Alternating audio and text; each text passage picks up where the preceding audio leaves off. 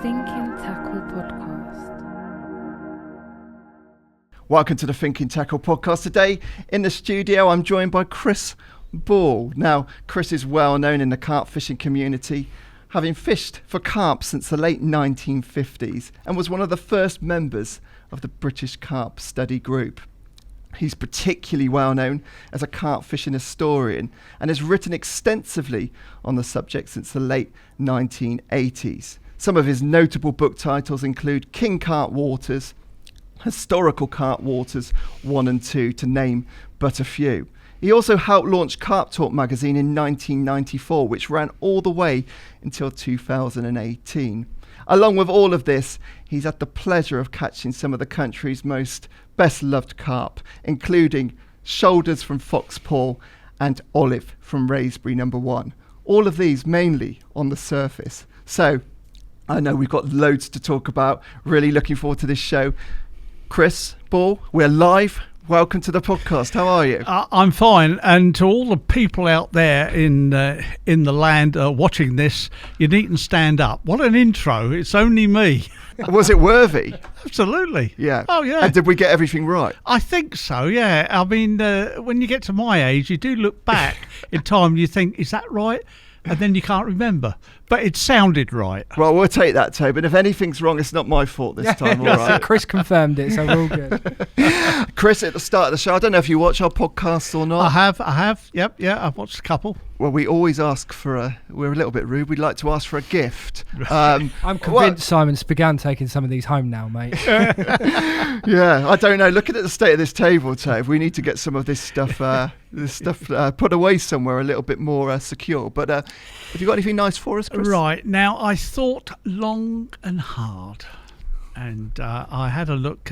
I live in a carp room, or one of the rooms in the house is a carp room. All the houses we've had, certainly in the last 30 years, has had a carp room in it.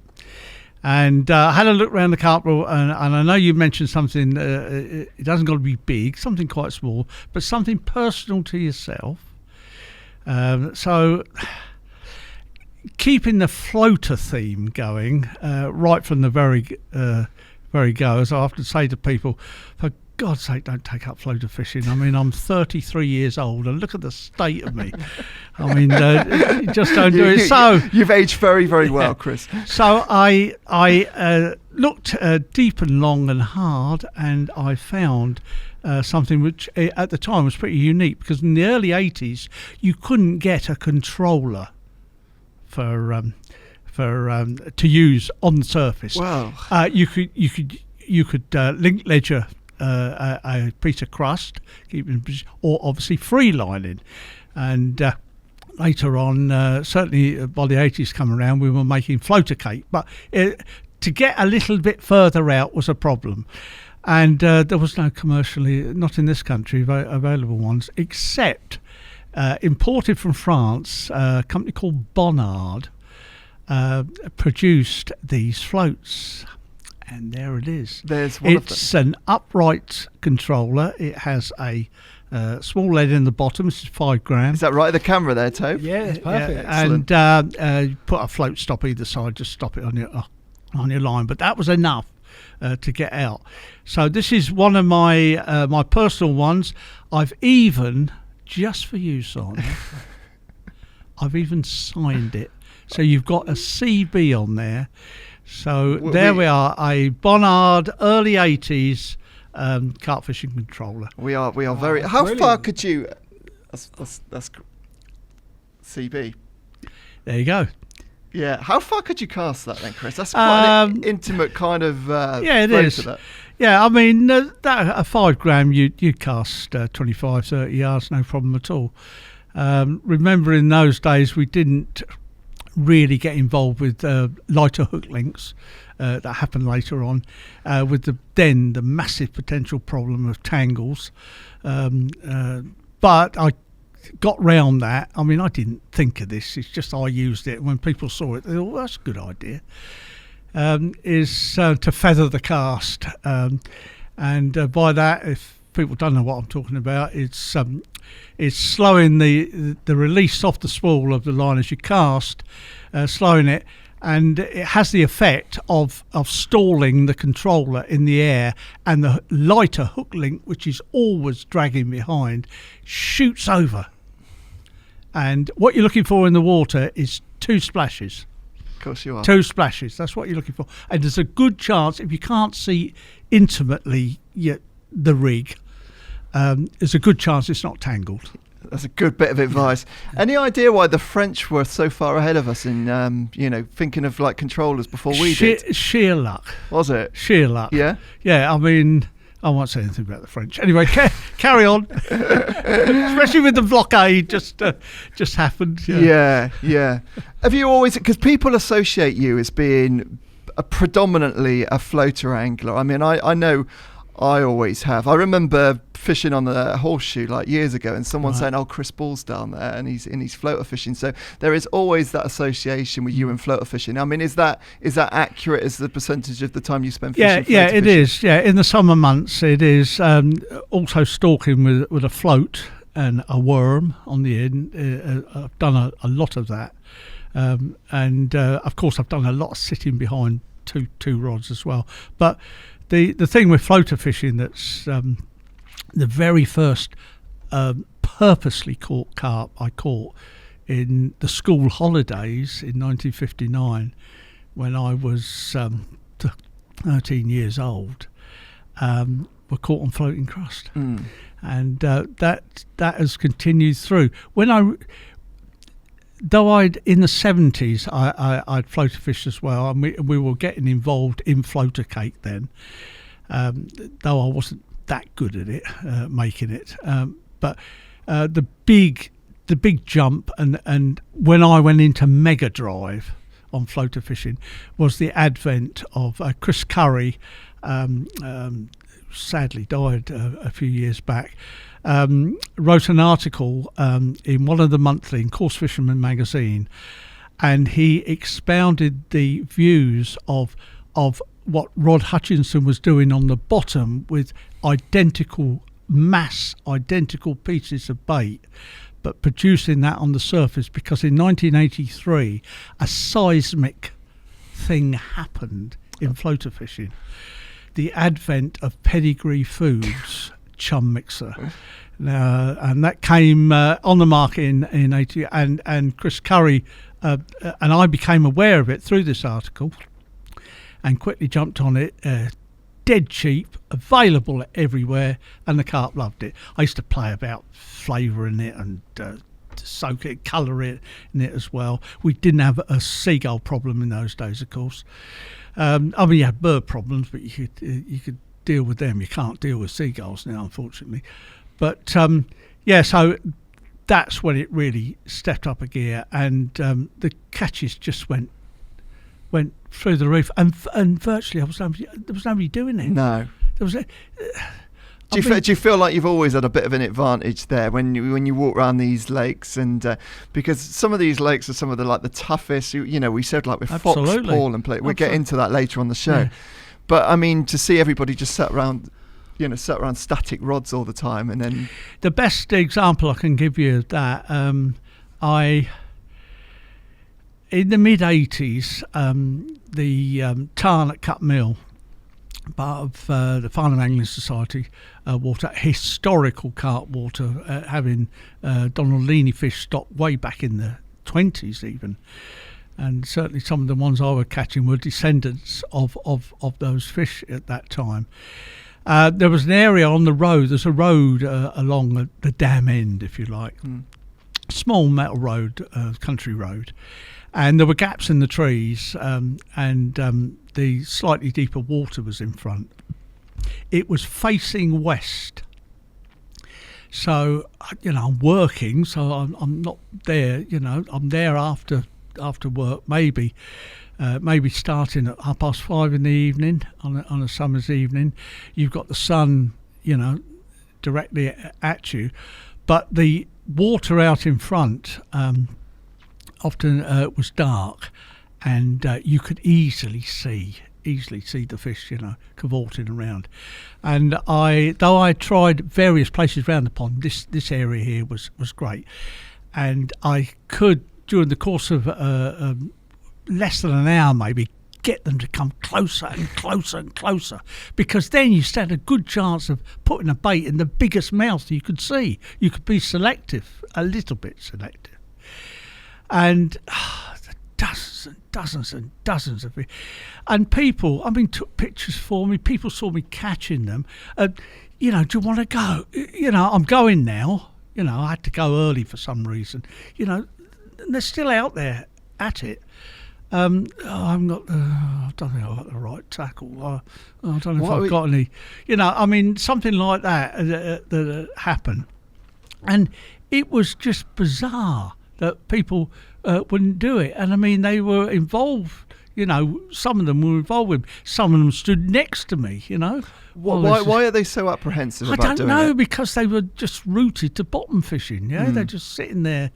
In the mid-'80s, we were into the boilie, the manufactured boilie era by then. Which were going strong, and other companies were starting as well. And also the methodology just in your head as well. Couldn't do it. The only thing that changed there, funny enough, at Cut Mill, was the advent of the beachcaster rig. Now that was an interesting one, because it took most places by storm. Once people had, and it was a difficult rig to set up properly. But once people got the hang of it, it was truly devastating, because without a doubt, you can, if you're fishing for fished for fish, you will get line shy fish. Of course you will.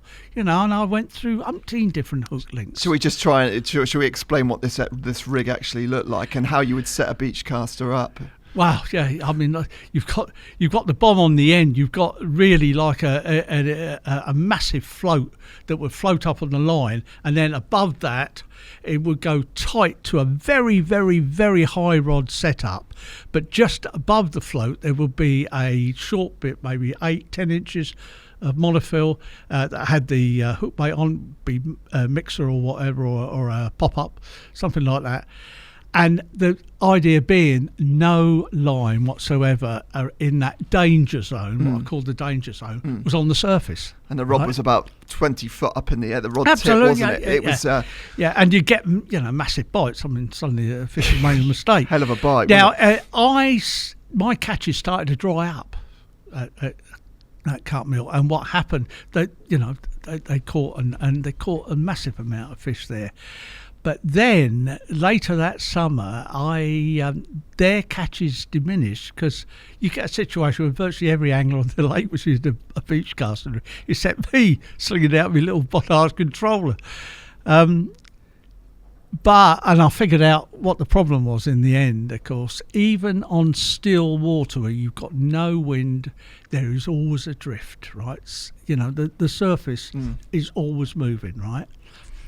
The fish, after being caught repeatedly times, some of them, they knew that the dangerous one didn't move. All the free bait the people were catapulting out was moving around, moving away. There was one stationary one. Yep. Yeah. And that was it. And I started catching again. They banned it from a lot of lakes as well, didn't they? Do you know what? I saw a guy a few months, last spring, he was using a beachcaster rig. I haven't seen anybody using that for a long time. But, just to, give people an idea. So carp obviously do learn very, very quickly, don't they? By association, when they're not seeing these baits moving. It's that's what I put it down to. I'm almost sure that was possibly it. Only because there've been so many repeat captures on it as well. Now, I've just mentioned the Tarn. I did a lot of surface fishing there, and these are fish to just over £20. A lot of high doubles. Talking about nearly 30 years ago. Catching fish on a regular basis like that was great. But of course, then I took it just about everywhere else. And you mentioned about Olive and Wraysbury. One thing I'd like to say, people get a little bit carried away here with me catching Olive. That fish had been caught on the surface by both Ken Hodder and Pete Springate in years before. Right. The reason my ones, I think, stuck in people's memory is these silly little 9-foot fiberglass rods and old Mitchell reels that I was using, which sort of made it, I don't know, gave it a bit of a fable sort of touch to it. But there, I became enamoured with Wraysbury. Pete and Ken. We're looking at a picture of Olive. Yeah. Chris, of all the pictures that you sent me, that's my favourite one. That carp is my favourite. That's a pretty incredible picture, that, isn't it? You like that one, too? Yeah, that's cool, that. Yeah, that was taken by Richard Howard, and believe it or not, from Angus Mail, and such was the time. This is June 1988, 20th of June 1988 this is. And such was the time that I rang from the Douglas Lane phone box to Andy Little, and Andy couldn't come because for whatever reason, but he rang Richard Howard of the Mail because Andy was doing stuff for the Mail. Andy said, stop in the phone box, I'll ring you back. And he did, and he said, right, Richard, this is from Kingsreach Tower in London, right by the Thames, where IPC, the IPC building where Angus Mail was produced, was there. Richard Howard jumped on the train. What? Down to Wraysbury. Yeah. Got a taxi No from Wraysbury to Douglas Lane, and I met him. And he is this normal for the Anglers Mail to do this back in those days then? Very much so. I mean, when Carp Talk started, I mean, you know, people, they were coming down. I mean, some probably were coming by public transport, others obviously by car, but it was a race to get the film out of people's cameras, but that's another story. But this one, I can just tell you the little bits surrounding it. I once, or possibly twice, I managed to walk round with a rod and just a bag of mix in a little bag. I managed to walk round the whole perimeter of Wraysbury. I only did it a couple of times. 100 odd acres. 100 odd acres, looking in most of the nooks and crannies, because it's certainly not a regular shaped lake. And that took about 6 hours. Right, and I did that a couple of times. And you know, on both those occasions, I never saw a fish. I never saw a tench, never saw a conditions carp. were good for floaters then? Yeah. I mean, perfect. It was. I wouldn't have done it otherwise. Yeah. It was. You know, it seemed a good day. So that'll give you a little bit of the background to it. But collectively, there was dozens and dozens and dozens of hours that I looked at Wraysbury, going to London to work. I would stop off on the obviously the M25 was there then, and just have a look in the general areas round the swimming pool area and at the end of Douglas Lane. If I didn't see anything, you know, I'd shoot off to work and then come back if I could get out of London early enough. I could sometimes be there by maybe 4 o'clock in the afternoon, and again, you know, having a look. So all those, I don't know, it might have been over 50 hours. It might have been over 50 hours before. I mean, I'd got in front of fish before and caught some, but before this day, the 20th of June 1988. You can see I'm wearing a shirt, so yeah, I've had a tie on, right? You must have always been seen in your office clothes when you were fishing. And all the pictures of you are like this, aren't they? They are, yeah. I mean, you know, I was working. And, all right, changed my trousers and what have you.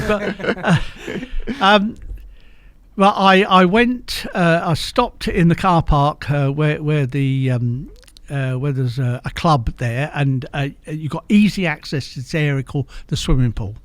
And often it's the only area in the whole of that massive lake that had a big lily pads. There were several sets in the corner, and sometimes you'd find carp in that area.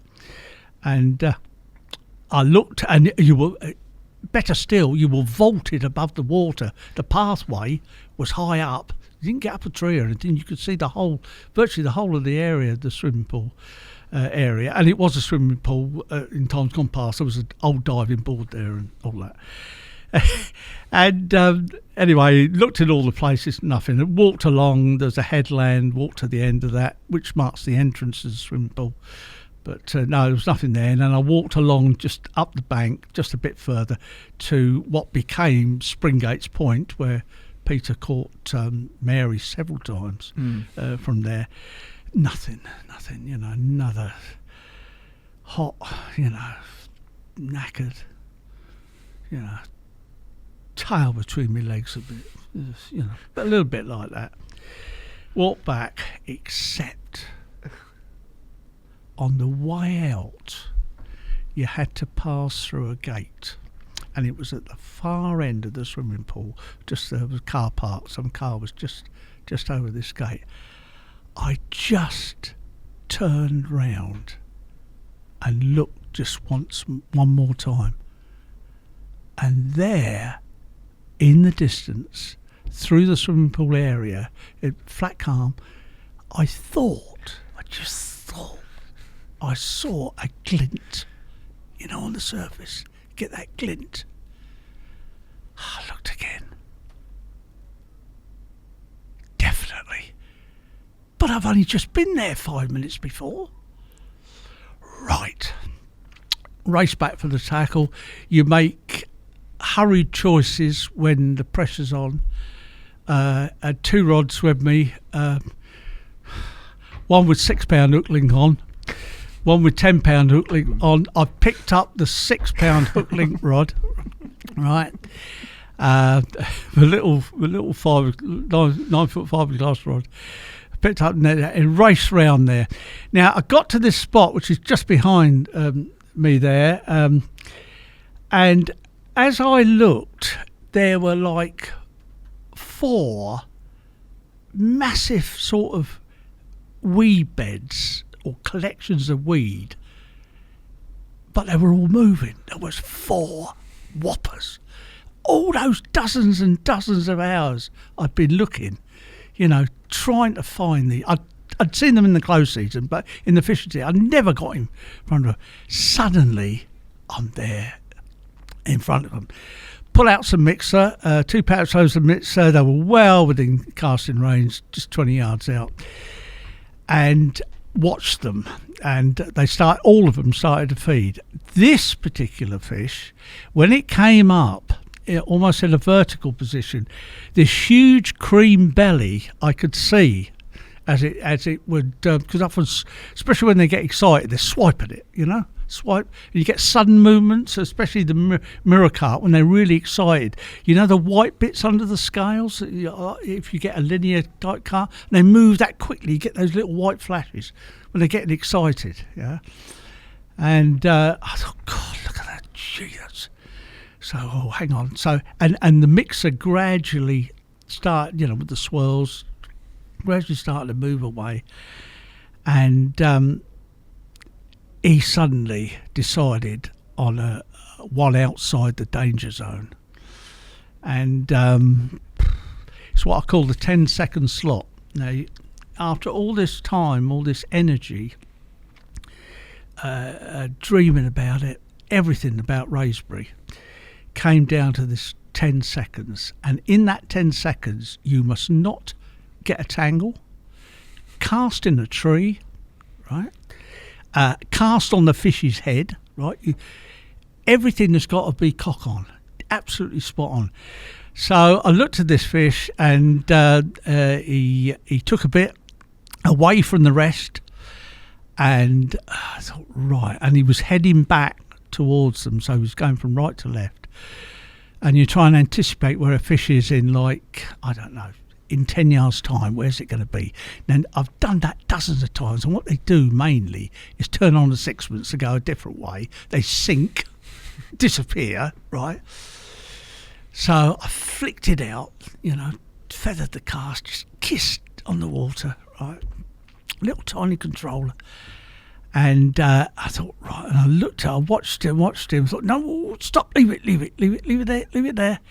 About 6 foot away, this fish accelerated. I saw him accelerate, and woof, he's had the mixer. And I'm on my own. Are you a panicker when you hook a fish? Not really. I mean, I'm no different than anybody else. If a fish gets near danger, then you start panicking, snags, whatever. I read in Malin's books that you were very excitable, more excitable when you see fish on the surface. Very much so. So, I mean, what happened in this incident is that there was no snags anywhere near me. I mean, it sounds bizarre, 6-pound hook link, but it's the truth. Tiny hook. I've kept the hooks from all the famous fish that I've caught in a little box. These are super specialist hooks I was using then, so the Drenham pattern. And anyway, eventually it came round in front, and I got kneeled down near the water, and up and down. I tried once to bundle it, and it wouldn't go in. And, another time, anyway, it powered away. Anyway, eventually it went in the net, and I looked at it and I thought, gee, blimey. It's a big fish. Remember, this is 1988. It's a big fish, a 35-pound plus big. A big fish now, but nowhere near. That must have been one of the largest fish, if not the largest fish in the lake then. Possibly not, but certainly one of the largest ones in there. I don't know whether in... Mary went in around mid-80s, didn't it? That sort of time? 86. No, it wouldn't have been anywhere. No, it wouldn't have been anywhere near that size then. But there was a fish that went missing that had been caught at 40 pound in 1980. Beautiful long one. Nick West caught. In fact, he caught it twice. He caught a few in that period. Didn't he? Yeah. And but I never saw that fish, so I don't know what happened to it. Anyway, the reason the funny part of this story is that I managed to unhook the fish in the net, and it would have been a Steve Neville landing net then, but they're all the same. The handles I've done in the Dons of Edmonton Springbow style, the tapered handle, but with a metal point, so you could always jam it into the ground or stick it upright or something. So I jammed it in there, and I got my weigh stuff out, but I couldn't hold the scales steady enough. I mean, it was over 35 pound, but gee, now I knew the Rotherham boys were right over in Douglas, right round the other side of Douglas Road car park. They'd been there for a few days. So I thought, right, I dropped everything. I just left everything on the bank, just my rod, tackle, everything. Jumped in the car, went round there, and this phone call happened, right? I told you about with Andy Little and coming there. But anyway, they came back then. There was Dave Moore, Richard Skidmore, John Hallett. I can remember. I think there was another one as well. Anyway, they followed me around the swimming pool, and when we came to this area, you can see just behind there that scrub was about 2 foot high that you could sort of almost duck down behind. And as we approached the area, I said to them, it's just about here. And this is the funny bit, I automatically sort of ducked down. I don't know why, but I caught out this corner of my eye. One by one, they all ducked down behind me. Did they? As we sort of half crouched along the bank. Do you know? And I got almost into an upright position and said to Richard Skidmore, they were just out there. Do you know what? The other 3 were still there. Right. So I had a video camera in those days. This was, I'd done quite a bit of filming of carp, particularly on the top at Longfield, at Wraysbury. And this size camera, it wasn't that one, that huge in Michael J. Fox uses one in Back to the Future where he films the professor in the car park. Go and have a look at it in a minute. I know the scene actually. Yeah. He films that on this JVC, a little red JV. I say little. It was so from that size, it was like that size, and so it was quite on your shoulder still, but it was quite manageable. And I said to Richard, right, I gave him a quick minute tuition, press this button, and I recut, I put some more mixer out and started taking it, right? I mean, I could hear somebody saying, I don't believe this, behind me. I flicked it out again, teased it back into the middle of them, and there's great big black shape reared up in the water, right up, came up to the hook bait. And you see it loads of times, if they're looking that long, so a second and a half, they come up and then look at it that long, they'll never take it. Yeah. And this fish, I saw him, and he no thanks. Just fainted away, and I collapsed then. That was a bit too much. So there's a little Wraysbury story.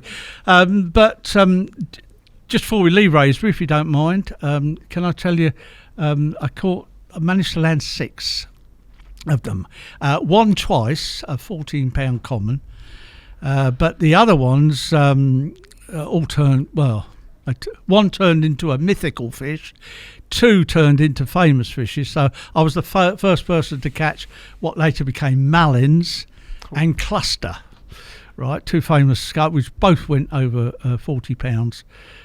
When I caught them, they were newly introduced. We didn't know, or certainly I didn't know, they were introduced at the same time as Mary, and they were, I can't remember which way round it was. They were 20. They were a brace of 20, 21 and 22 and a half that I caught, and I caught those the year before. And there they are.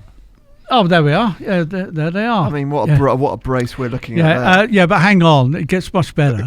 Right, okay. Does it? How about successive casts? Hey? How about that? This to the left-hand side, the water, this is a promontory coming out, and the left-hand side of the water's just there. So I was about 3 or 4 feet, and it's a finger. These are called the fingers. There's 2 of them, one each side of this path, and this one here is the larger finger. So it's a very small. It ends in a narrow stretch of water that ends in a tiny pool at the end. These fish, I'd walked all the way from Douglas Road, so quite a way. These fish were quite away from the car park when I saw them. It's a group of them. There was, I don't know. There might have been 6. There might have been 6 or 7, just milling round on the top. Threw some mixer at them. They're at it. Dropped everything. I ran. I mean, I was even old then. I ran all the way back. Got me tackled. Came back. And, on the way back, please be there, please don't go, And I got there and, anyway, flicked out within a minute or 2, hooked one. But fortunately got him away from the pack and quite deep margins, got him to come in close. I see him, on a tight line, quite firm in him. Anyway, bundled it in the net. This is what, when you get serious at floater fishing, these are the kind of things you do. Stood on the net handle. The first thing you do, what's the first thing you do? You don't worry about all that. You get your hand in the mixer bucket and give them another handful, right? And they were, they were slightly more spread out, but they were still there and they were still taking. Anyway, I got this one out, I put it in a sack. And I thought, hang on, so I flicked out again, can you believe it? Yeah, the very next cast. I don't know which way round it was, I can't remember. It might have been the cluster was second. And suddenly, so I've only got one net, I've only got one sack, but I kept it in, I kept the other fish in the landing net. I thought, what the hell am I going to do here now? I mean, I wasn't, It's not a position you're used to being in on Wraysbury, is it? Well, not really. And I wasn't into self-photography, no self-takes or anything like that then. And can you believe a bloke who I saw once in a blue moon now, I saw him 3 or 4 times over the course of the summer, creeping round, looking for the Wraysbury fish. That path behind me, he suddenly appeared. And, and of course, he when he got close to me, and I said, he looked down. Of course, there's this fish in the landing net. I said, God, that's the first one I've ever. He's doing somersaults, this fella. And I thought, my God, I'm going to have to tell him I've got one in the sack as well. And I can't remember his name now, but he was a great bloke. We got him out, and obviously this is. It's like that situation we were talking about before, wasn't it? Where it either all goes right and everything just sort of falls into place, or it just everything falls apart. And that was how often. So you had those 5 fish out, so that was in a 1 week period? No, the brace. That came 1 week. The following, at the same time, in the swimming pool area, I had been introducing boilies in the edge. Quite difficult to get down the slope there to get near the water's edge, certainly to fish properly. But over, a canopy of trees, and I started throwing in boilies there as well as the surface fishing. As I often say to people, I mean, I've always got a rod set up for sort of float and worm fishing in the car as well. So don't just go so blinkered that suddenly you happen across fish milling round, dusting up, and go, God, blimey. So yeah. Anyway. I'd introduce and the area suddenly where I was introducing this bait, a very tight area, it got clearer and clearer. One birds, but the gravel started to become exposed. Now this happened over 4 or 5 visit trips over a week or so, just immediately after the brace. I could never find the culprit that was doing this, or culprits.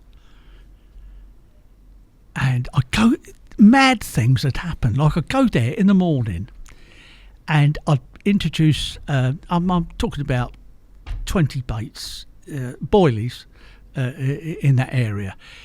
Hide behind a tree for 30 minutes, which is a long time if, you're hiding behind a tree, not moving, nothing, absolutely nothing, not a tench, nothing. I'd then, if I didn't have to get to London till the afternoon, I'd then go to Longfield, which is just down the road, have a creep around there, nothing showing. I'd come back and the bait's gone. Every one of them had gone.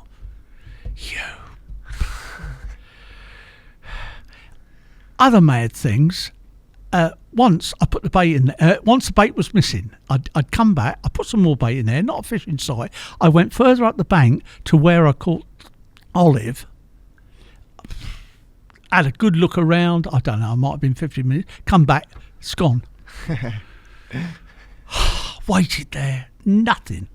So it drove me nuts. Until I got there one day.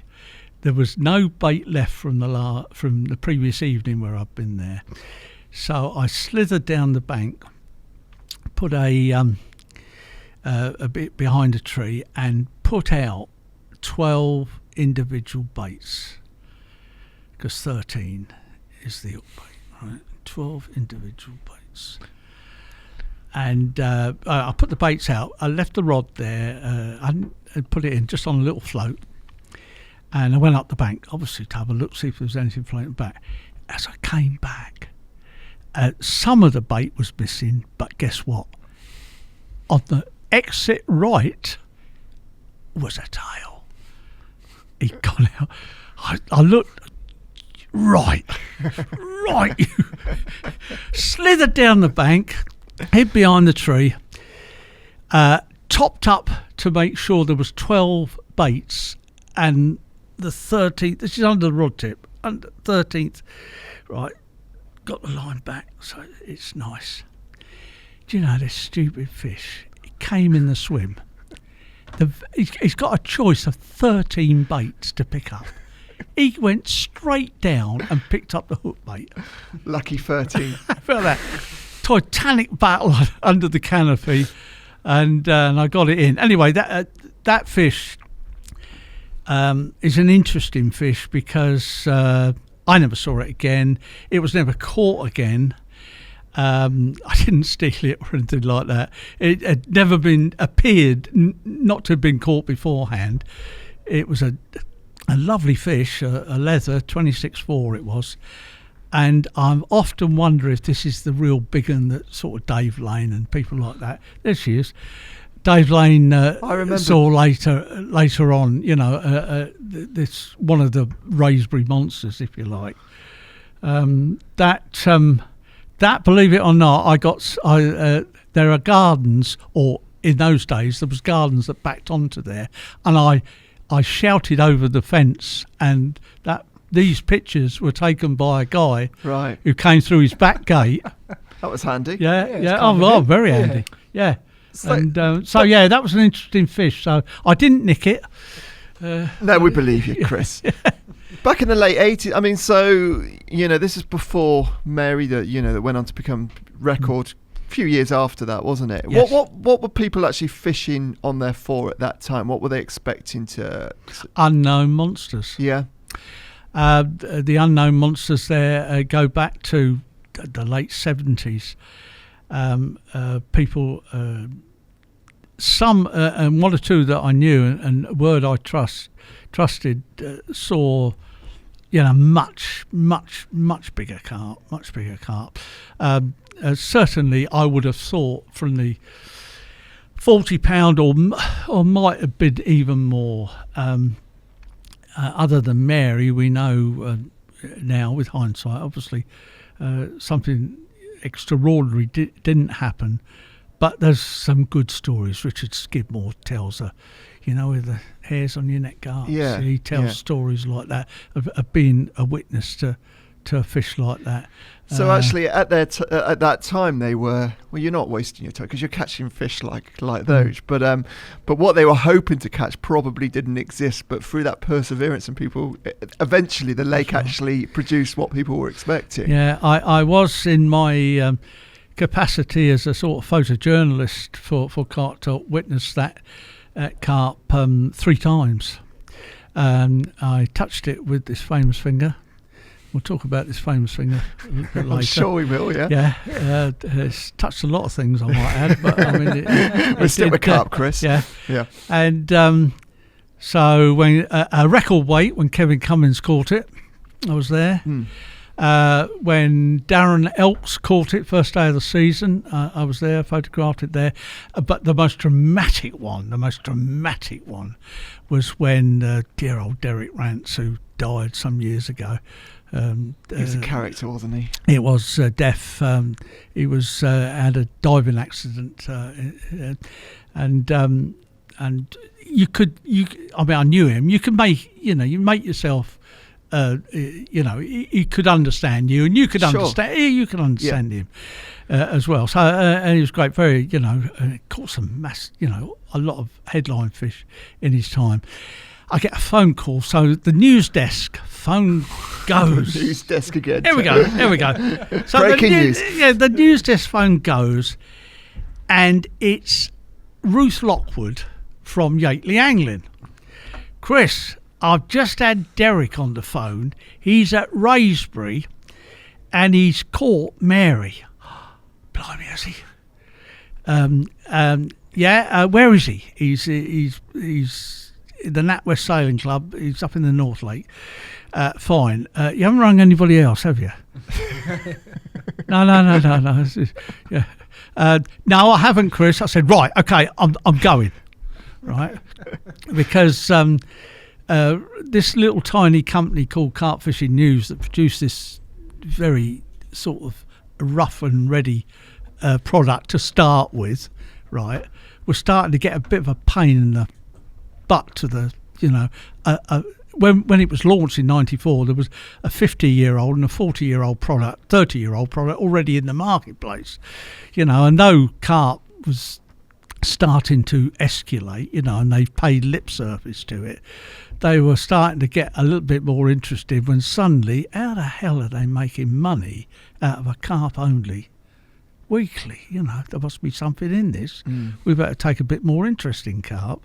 So there was that going on. Anyway, when I got there, I found Derek, and he had his little boat drawn up next to him. He had 3 rods out in front, but he indicated to me to come in the boat, only a little boat, because he hadn't got the fish on the bank. He hadn't weighed it or anything. It was he unhooked it, but it was in his landing net that was over the back of the boat. Yeah, and he beckoned me to come down and have a look. And to see, as I looked over the stern of this little craft, 2 foot away, this black brooding monster. It was just a magnificent. I always say, and people say, well, that's a daft thing to say, but people haven't been close to it like I have. It looked, at the time, it looked so big, it did look like an English fish. It looked like a foreign, like one of these 50s from France. Yeah. That's how massive it was, and those escapades I had with it, that one with Derek Rance was the one I remember the most. It left a lasting. I can see it. Half closed my eyes. What year was that? I'm trying to think when Derek caught it. It would have been probably late 90s. Right. I would think. Well, I'm impressed with Luke, with Ruth as well, being able to understand him on the phone as well. He knew Yateley angling quite well. I'm sure, well. Yeah. And it was great. In virtually the same spot, just a swim or two down there, I had another phone call. This is the news desk phone call again, going, except this time, Chris, it's Dave Cumpston here. Oh, hello, Dave. I think, what's he ringing for? Chris, I've caught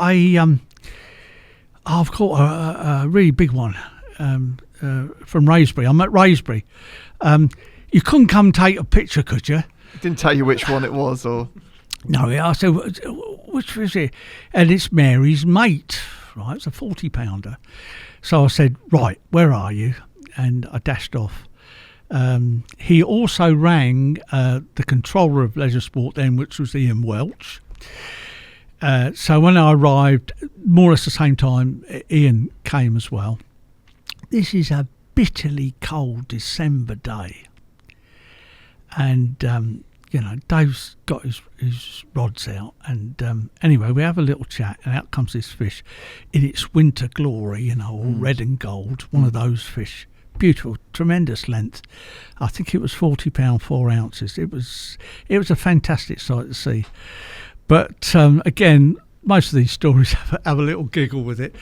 So he made us a cup of tea. That was, God knows what was in that tea. I looked in the back of his big van once. It was like the black hole of Cutler. Because he lived on Wraysbury. He did.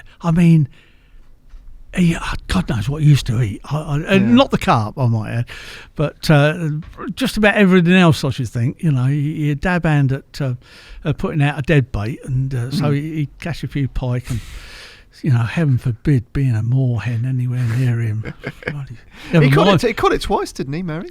Yes. He did. 49 pound, and then this occasion. Which, anyway, so we're standing there. The fish has gone back. Mary's mate's gone back. It's cold, and I remember having this drink and standing with Dave. I said, Dave, where'd you put a bait in a spot like this? Oh no, I'll just cast it anywhere. And he came out with the classic line then, just a throwaway line. They want it, they'll find it. I mean, and that's what he was. I can't remember. It might have been over there. Really? Yeah. So I got to go to work. You know, I'm getting in my suit again, and I think he had stopped on with him a while. Anyway, so I went. I never thought anything more about it. Days of film photography, so I had to wait, until the day after to get a local developer to do the pictures, write the story up for Carp Talk. That was no problem. 7:30 the following morning, the phone went again. It was Dave from the same phone box by the off licence in Welly Road. Chris, I've caught a bigger one. And for some godforsaken reason, I couldn't go. Some important meeting at work or something like that. Fortunately, Ian Welch did, and he was the only witness to Britain's second 50-pounder, because that's what it was then, at 50.5 pounds when Dave caught it. So on those bitterly cold conditions, to catch two fish like that was quite amazing. Yeah, amazing. Work and stuff at the time. I mean, because you always seem to be like on the road or what did you do work-wise? Well, I started off. I joined the printing trade in 1961 as a compositor, and if you don't know what a compositor is, it is the far-off archaic days of actually picking out individual letters from a case and forming them into words in a device called a stick, and forming the sentence, the lines and the sentences like that. So it was called hot metal because that's what we were dealing with. They were characters made of lead, obviously, that had been formed. So that's where I started. I was on the shop floor for 17 years, so I came out of my time. That was a big occasion. 1967, 7-year apprenticeship, and I graduated then. This is 1967 to £20 a week, which was big money then, and it enabled in a year for my future wife and myself to we both lived at home, of course, before we were married, to collect enough money to put £1,000 deposit down on the house. So how about that? We did that in a year. That's me coming out of my time, and it was a good trade to be in. Yeah, and then after that, I went out on the road selling, because the new era of photo composition, so the days of when I did compositing work were starting to disappear, and computer screens started. The words were created on screens, not in a stick, and with all the expertise that went with that. And I mean, print would change forever, and these machines that did this, early forms of computers, that's what I fell in, and I was there at the right time because it was gaining pace. And the company I worked for was taken over by another company, and I didn't change. Pardon me, I didn't change jobs at all. And I bet you were a hell of a salesman. I had some very good. I had some good times, some good years there. We went not round the world. We went to a lot of places. My wife and I. You win outrageous sales prizes. I mean. Trip to Mexico, I mean, just went to Disneyland. I mean, this is years ago, and then I mean, I can think of loads of things like that. It wasn't easy because there was competition around, and you have to, like we are, you have to sit face to face with somebody and convince them, that the machine. The sizzle, not the sausage. That's how to sell. Yeah. You sell the sizzle, not the sausage itself. And so I became reasonably proficient in that, and had 17 years on that. And then in the end, going eventually to London, certainly 2 or 3 times a week. Though my area changed, it was often around the London area where I worked. Just became too much, and the traffic got worse and worse. The parking situation in London was horrendous. You had more parking tickets than anybody. I did. I can just tell you. I mean, it sounds like another one of my stories, but it's not. I mean, things like this happen. I mean, all the time you're selling, your next order. Don't tell me about that one yesterday. Tell me about your next order, right? All the time you're in that situation. You're as good as your next order. Anything goes. I mean, there were like confetti in the car. Parking tickets. Like confetti. Never pay. And then you come back to Soho Square and there's no vehicle. It's gone. Oh, they towed you away. It's gone. It's gone. The vehicle has been crane lifted onto a wagon and taken to Hyde Park Corner underneath that's where it was, the pound, the car park pound. But they must have got to know you there a little bit then. Yeah, Chris, you're back again, mate. Oh, gee. I mean, that happened quite a few times. Well, you said as well you were in Harrods and those sort of places. So these are pretty exclusive establishments. Well, believe it. Yeah, I mean, in those days, in the 80s, Harrods had a print department in the basement where they would produce their menus, their point of sale stuff for the shop. A self-contained little unit. And that was all done in the old-fashioned way. They wanted to bring, and I sold successfully to Harrods. About that. Harry Krishna. Yeah, well, yeah. I better just tell that story. I mean, it's a long time ago, and I'm sure none of these people are around.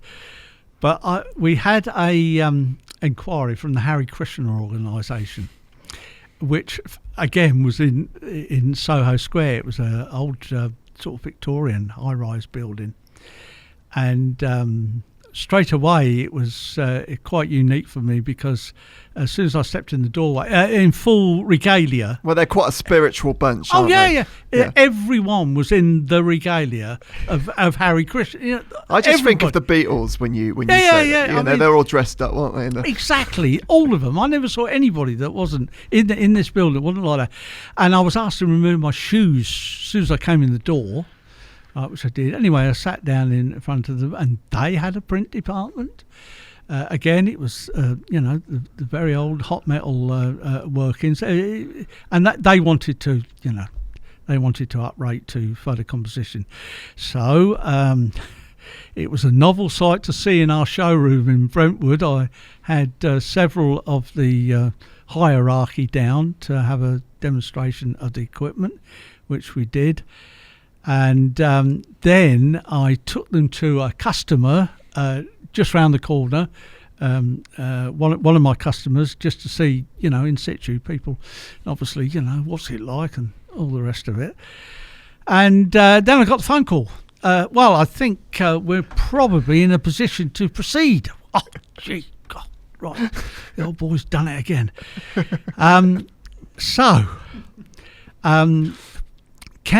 We'd like to sign, we can sign can we come again to the showroom, please? Because we'd like the main person that's going to operate this, we'd like them to come and down and have a look, and maybe they could have an hour with somebody, yeah? So, yeah, of course, yeah, come down. And now we had discussed money, and obviously there was a specification drawn up for the order, and it was a little under £25,000, and all the whistles and stops, and I said, right, okay. So they came to the showroom. This person went off with one of the demonstrators and spent some time with her, and the two guys were there. I said, right, well, we can do this several ways. First of all, we need a deposit. Okay, before we can go any further, because we were buying in from Germany. This equipment was, and then within 60 days of all those things, floored me. No, we're in position to pay now. Really? Yes. Is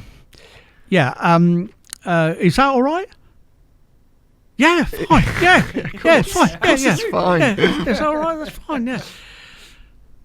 Oh, Simon, I can't believe this. When I look back on it now, it seems surreal. You know the films you see with the box of money. That's exactly what they had. Just a big briefcase of cash. exactly what they had.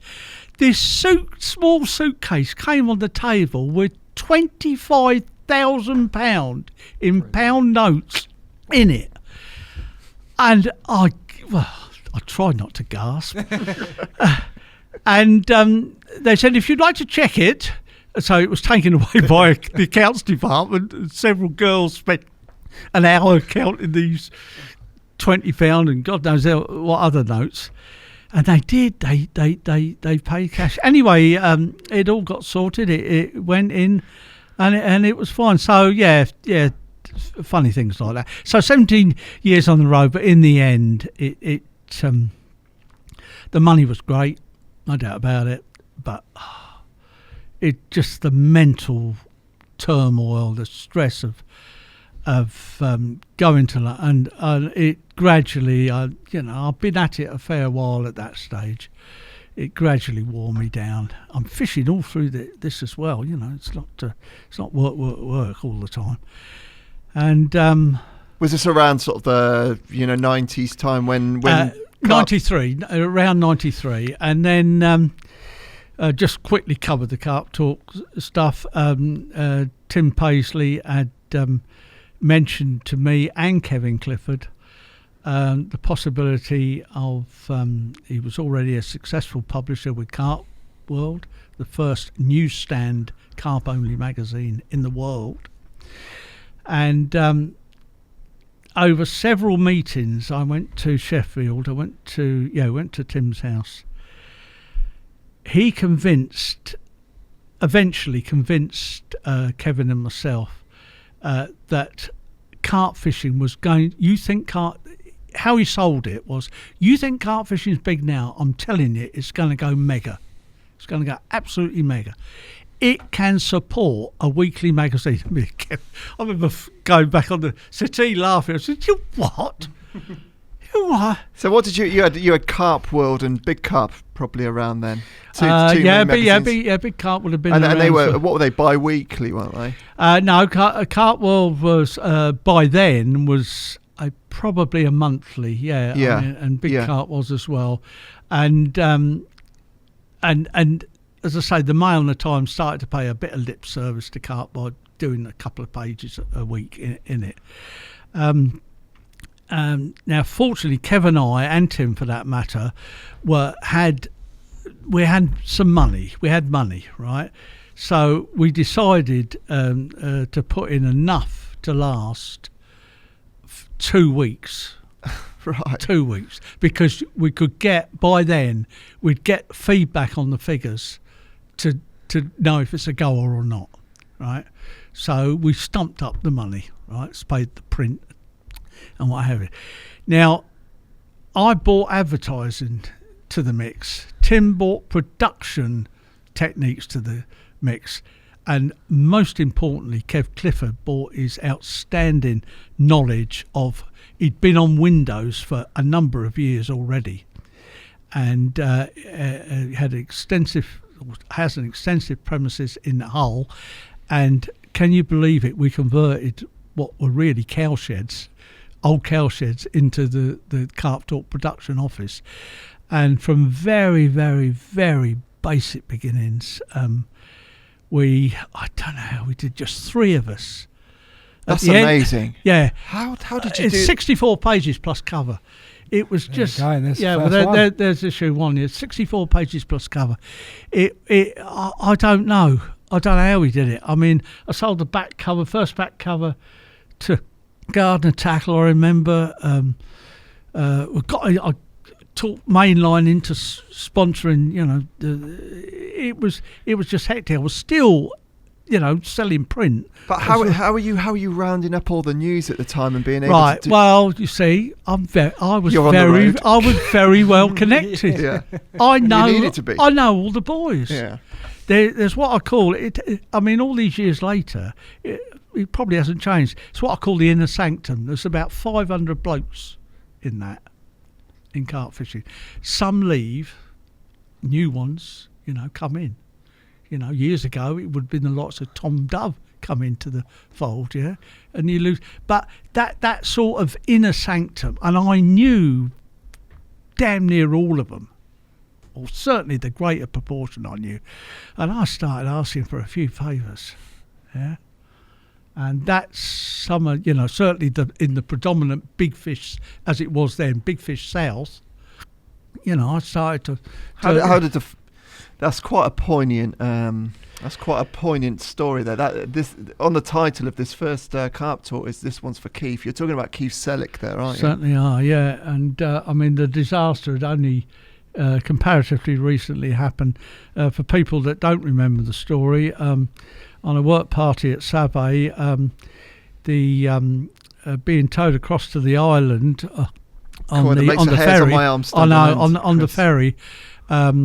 Something happened and the ferry sank, and Clive Rigby, and Keith Selleck perished. They drowned.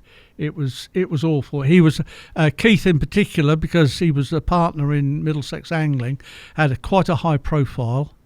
I got ads off them. I remember off there. It was a specialist shop, being comparatively close to Save and Harefield, then on the cons and fisheries and all that around that area. So he was a well-known and very successful carp angler. And it was just unreal to hear that news. It was the same day Ayrton Senna died as well. So I believe May the 1st. 94. Right, okay. Yeah. So there we are. We're at the 18th of June, 94.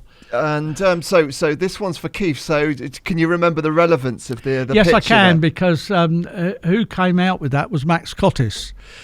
And Max knew him well, and they had a trip to a French water, and these big fish, he came out, and that's why we picked that headline. When they came out and told us about this catch, and Max has said, "This one's for Keith." Good on you. And that's why it stuck. And yeah, it was dramatic. That young lad on the front cover there, that is Gillam's son. Oh yeah, Stuart Gillam. Stuart Gillam's son. Now, they took a 20-year picture of him holding number one out in Thailand, where their lake is, and he took a picture of him and his dad. I think Johnny Allen was in the pictures, holding the front cover, and of course he's grown up. Yeah, I don't know Stuart Gillam, but you can definitely see the resemblance there. Yeah. And obviously it just so it took off the first week, and well, yeah. By the time we got the figures, I can't remember what they were, but we as they say in the trade, we pressed the tit, right? Yeah, we it's a goer. We employed straight away Paddy Webb, who came in and then gradually built up the numbers. Kev's expertise, I can't, it would never ever happen without him. I've been involved in getting very early layout programs to work. Try to, because it's an incredible deadline. It's a treadmill, a weekly deadline. We're trying to do this weekly. Yeah, at 4 o'clock every Friday afternoon. Initially a courier would come and pick up film. In the end, obviously, when the internet thankfully came along, everything then was sent online. But in those, I think there was 1,234 we produced, something like that. Never once, not once, missed that deadline. Now that's some going. God, we bloody struggled sometimes. How many did you print for the first editions? It was an exorbitant amount that we never did again. It was something like 40,000 or something. Was it really? Yeah. It was. Did you sell them all? No. No, it was way over. We got into bed with a distributor who then brought us back to reality. Yeah. Right. Let's have a look here, boys. We made money, and in the end, we employed, I think, including me. I retired in 2012, but between 94 and 2012, gradually the staff built up. The equipment became more sophisticated. We handled our own scanning. We started to handle, obviously, email. Early days of email. Yeah. Bringing in catch reports and what have you, and it gradually built up. And I think with me, there was either 13 or 14 on the payroll. Right. And in that little sleepy part of East Yorkshire, we were quite a major little employer.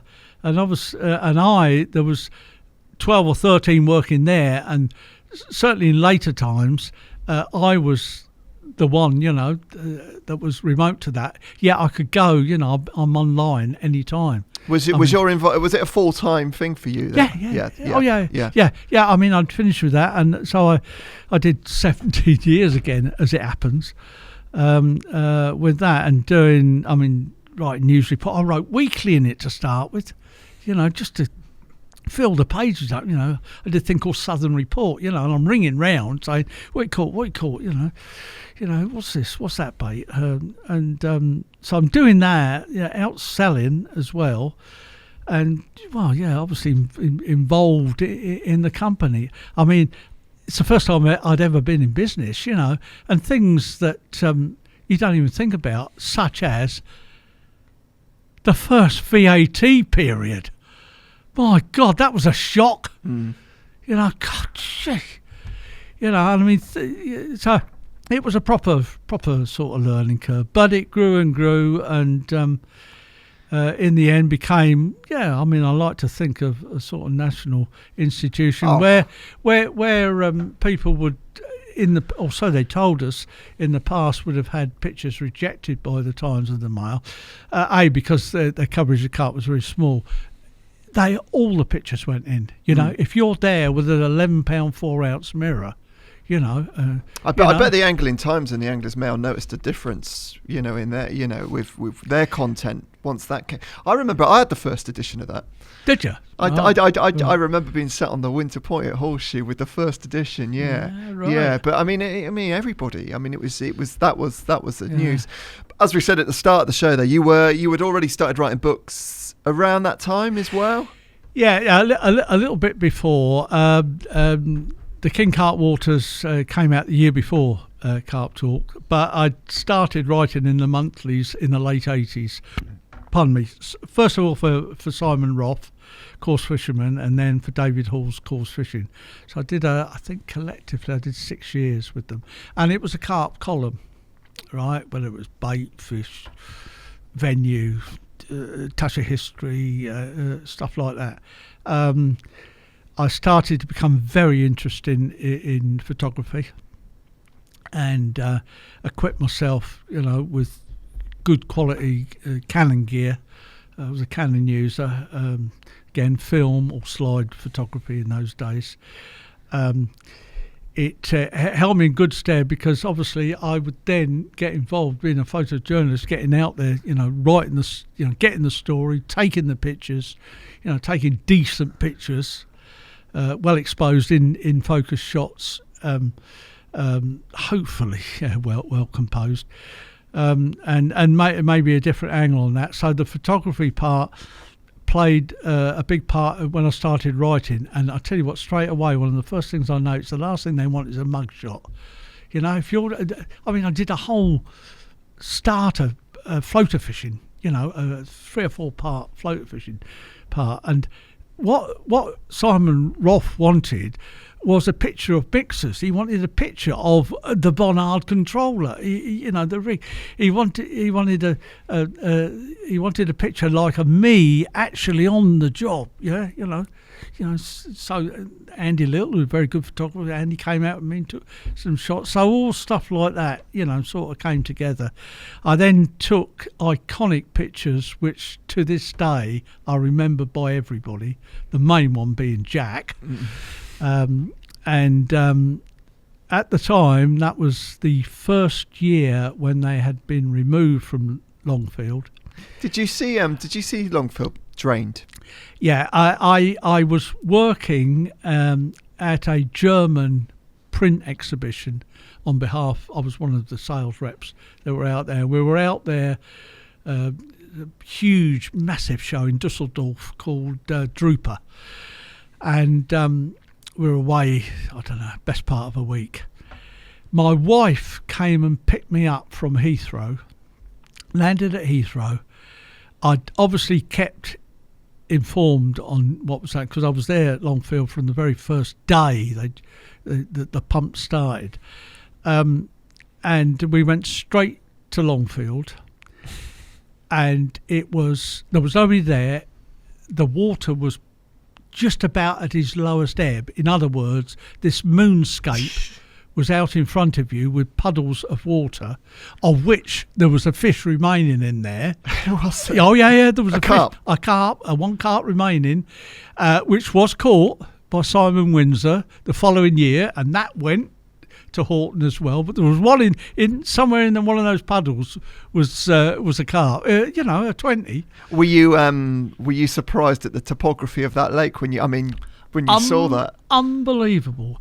I tell you, the one of the images, I took plenty of pictures. One of the images that I couldn't get, which I hadn't encountered before, was to get mounds of under the water, mounds of gravel, but on the top was like a mushroom effect, with a rim round it.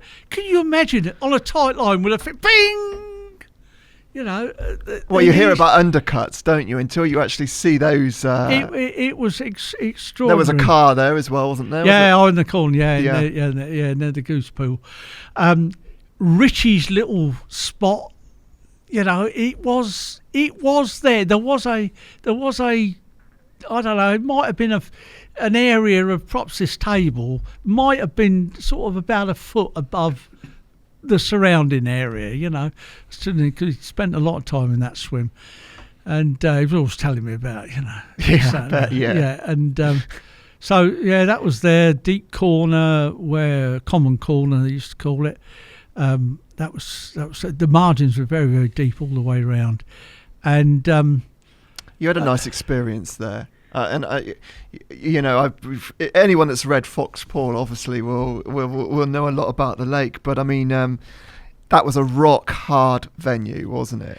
It was. The hare undid the place initially on the bottom. Again, Richie. But there was other ones that were banging their heads. John Carver was another. Chris Seeger. There was quite a few of them, and the results were meagre. Just so. Why do you think it was such a difficult venue? I think there's a possibility that the carp were easily distinguishing a hook bait.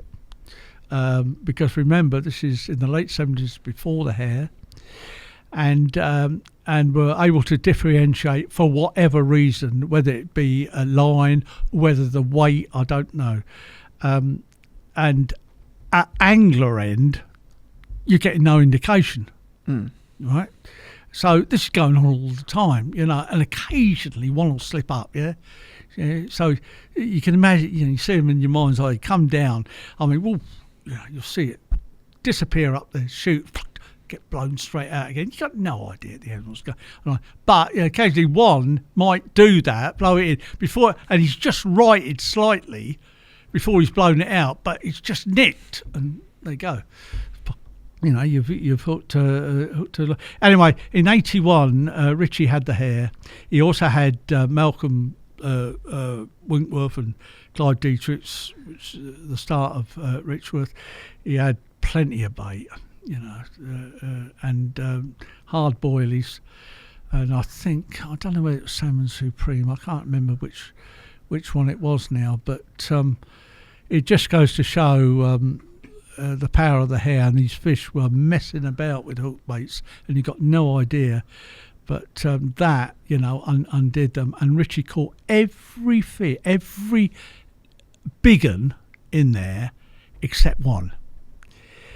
And it was called the Lady. It was one of the old original fish. I've got pictures of it at £15 going back in the 60s when it was caught. First known capture of it at £15. Lovely carp. Richie got, or he was given, I don't know, he got a Hilton ticket, right? So the following year, do you know the very first fish? Really? The very first fish he caught was the Lady. And I was there. And that famous picture of Richie with that. Anyway, when in the close season before angling started that year at Hilton, I was a bailiff, and which wasn't much. It meant cleaning the loos out and, you know, just looking around the lake. But in the close season, obviously the fish started floating around, and occasionally the bank would be higher off the deck, and I was started to mess around with polarizing lenses on the front of, you know, big lenses, and getting the varying effects of you could twist the end of the lens, and it would increase or decrease the polarizing effect to get rid of glare. And I was there one day, and the biggest fish in there, the famous Jack, was taking mixer, right? And I got him in a good position to come close to me, and I was throwing individual pieces. I mean, he was there just going, have another one. Yeah, all right, take that. And handheld 400 ASA or 400 speed to try and get rid of camera shake, but with the polarizer turned full on, I think it was the best of 144 shots. That was 4 rolls of 36 film, right? Wow. One picture came out. It was that one. I sold it throughout the world, that picture, mainly because it's bizarre, because it appears airless or waterless, because the polarizer's full on. It looks like it's just floating in nothing in the water, but the snout is above the water and the mixer is absolutely dead centre. And it was amazing. I mean, Leslie's used it on their advertising. That's right. For ages. I sold that picture to German magazine. I wrote float fishing for German magazine. That made a front cover in Germany. Paid an exorbitant amount of money then for it. I mean, a ridiculous amount of money, I thought, anyway. But I wasn't going to say no. I've still got the original tranny. I mean, obviously it's scanned and knocked away, but I've still got the original tranny. So yeah, it was that shot. Also did a horseshoe one, where it appeared on the front of Echo magazine, and I called it Jump for Joy. And they were so active that day in the summer bay that, again, handheld, but I was sitting down, so the camera, I mean, sort of long lens camera, up to 300mm. But that was on my knee, so I could balance the camera and on my knee, and it'd be great because they would give you an indication. They jump once, so that would alert you to it. Yeah. And not every time, but most times they jump again. And I got this again, you know, rolls and rolls of film. I got this one shot, where you can see, I mean, it's at range, I mean, it's clear, completely clear of the water, and you can see it's a fully scale mirror. I mean, that's how detailed the shot was. You didn't see too many of those pictures in those days. No, they were quite unusual. So, how did you feel about seeing the fish move from from late to late like that? Well, I mean, like everybody, it was the end of an era. When eventually we found out that, of course, they didn't need moving at all, and nothing ever happened. A shopping centre or a marina, nothing ever happened. I mean, Les Webber and his crew, they were there for months and months and months collectively trying to do it. And did they get most of them quite quickly then? No, not at all.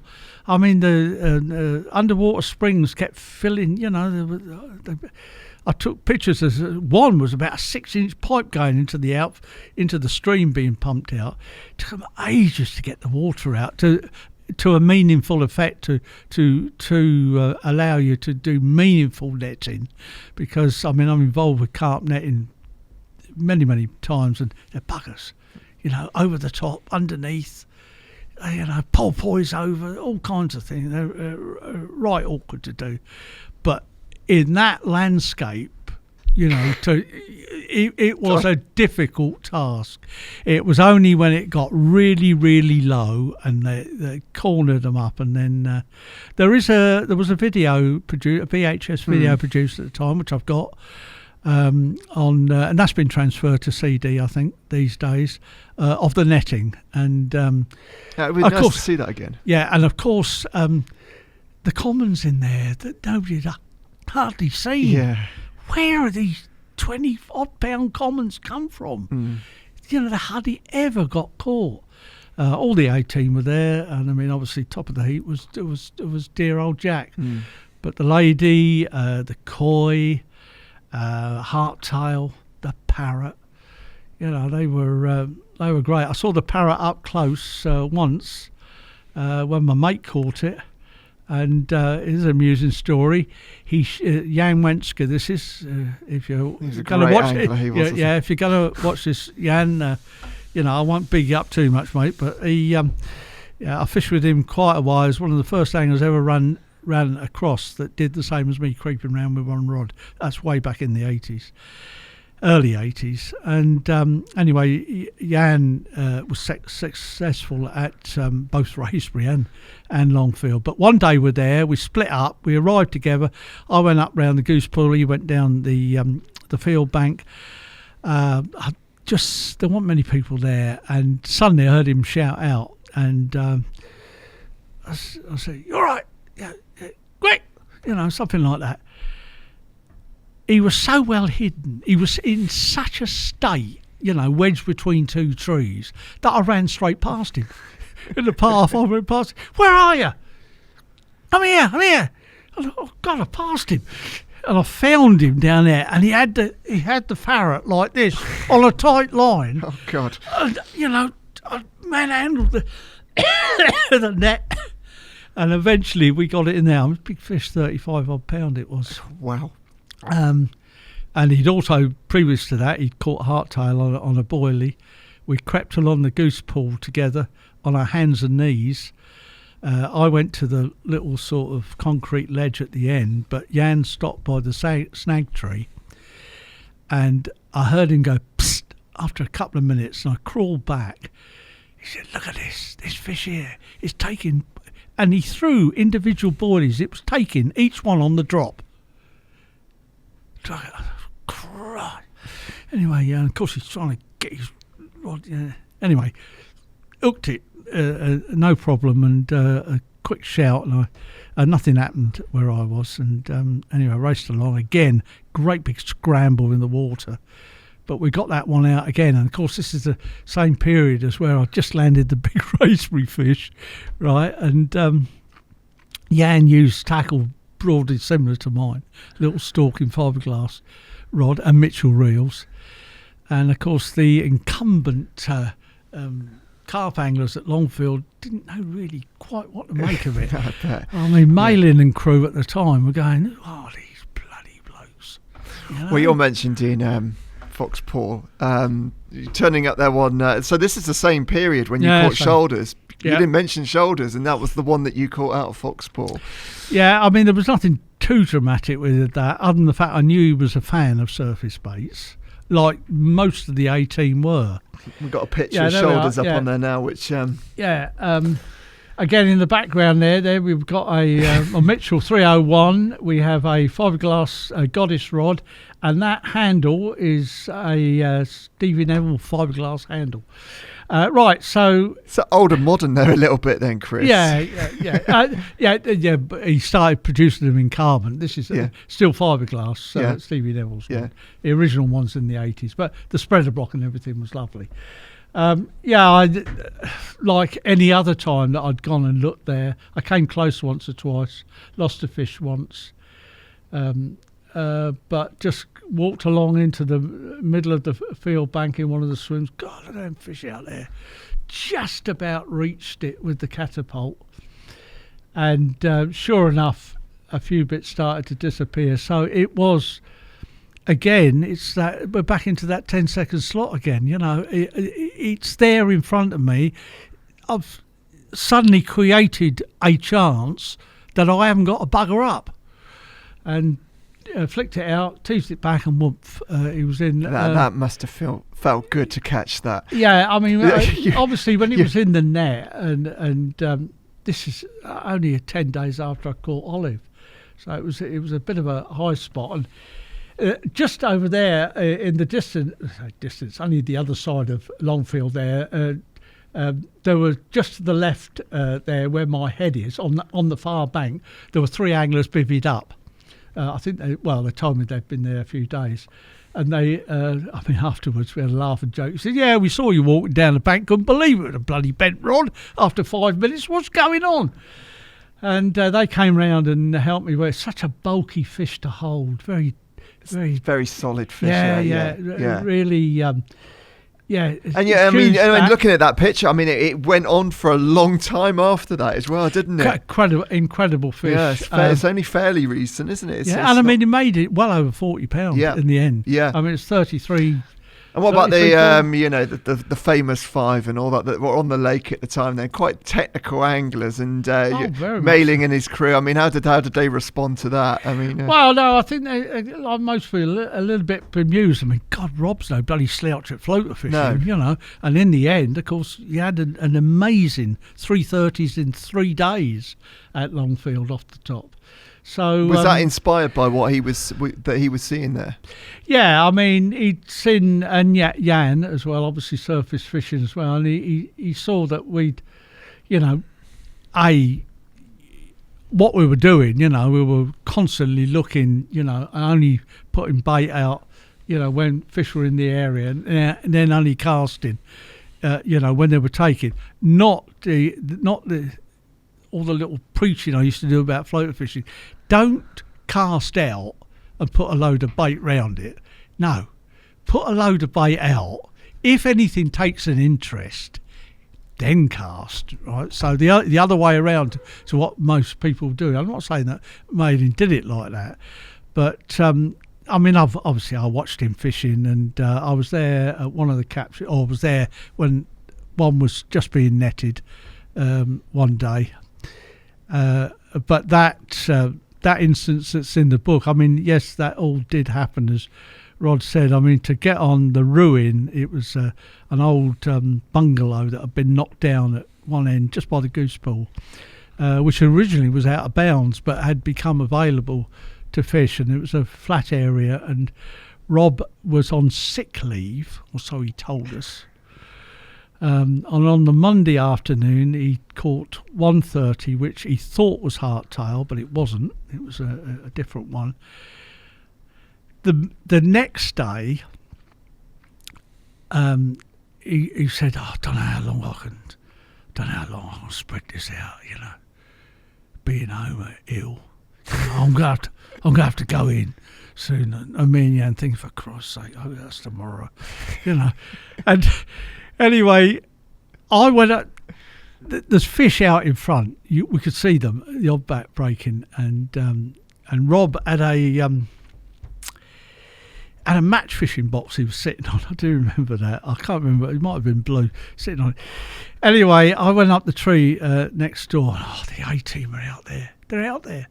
And there's bits of mixers disappearing, now and then. And he's flicked out.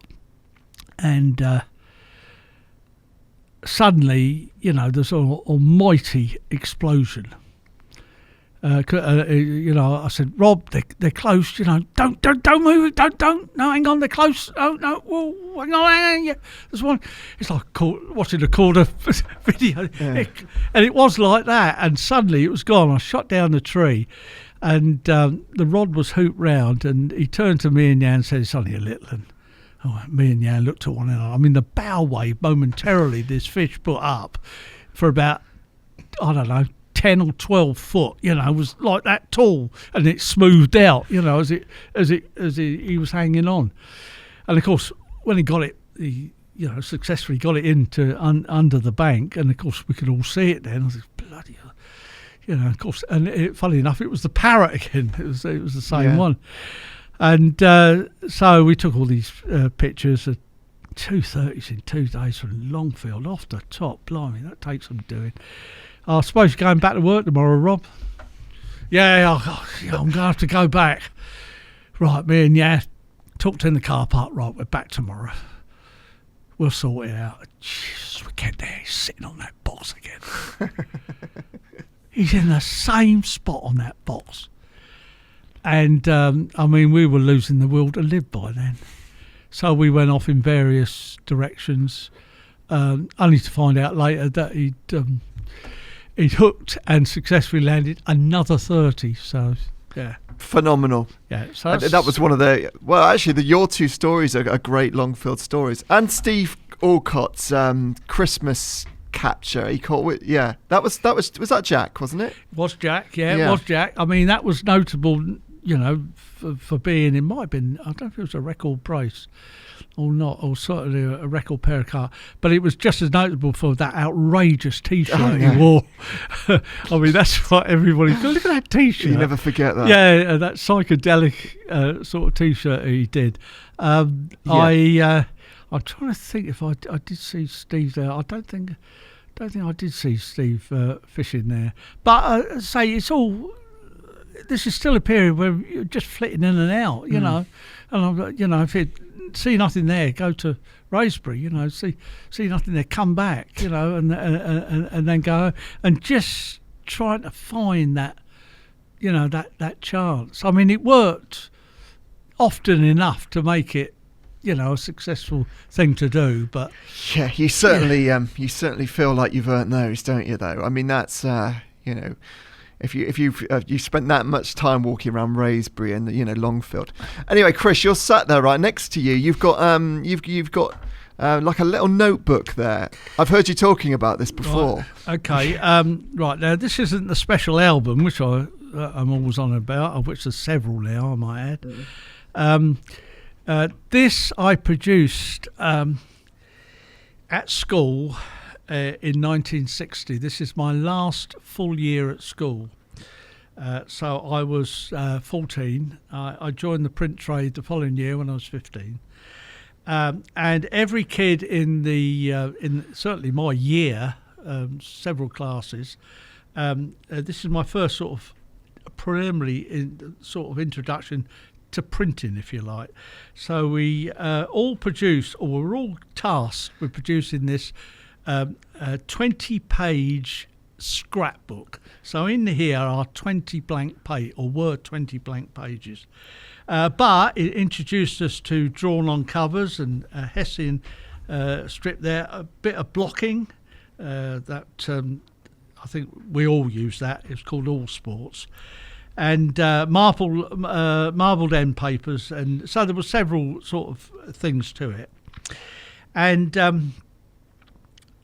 I was quite pleased with mine, and we all sort of looked at one another's, and we all thought we'd made a reasonable job. And now we come to filling it up.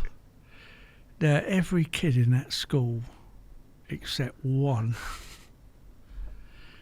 was full of football players, steam engines, racing cars. Naked women. Naked women. You know. What did little old Chris Ball have? Ah, look Just at that. full of carp. That's much better, isn't it? Look at that. hold it up a bit higher for us, Chris. Oh, full perfect. of carp. Go on, show us some of the pages. Yeah, all from Angling Times. I cut out Jack Hilton reporting a 13 3/4 pounder. Monster, what was then a river record from the electricity cut at River Nene, 21 pound 5 ounces. I seem to remember. I remember that things was like a this. lovely carp. That one, Chris, wasn't it? Nicely scaled carp. Again, Surrey Trout Farm fish. So this is Donnelly stocked fish. Some fish from Broad. Great press shot. This is a great press shot. Look at all those faces looking at the camera. Yeah, look at that. Look at this nipper. They all look a bit pissed off, actually, don't they? But this little nipper here with his nose just above it going, what is it?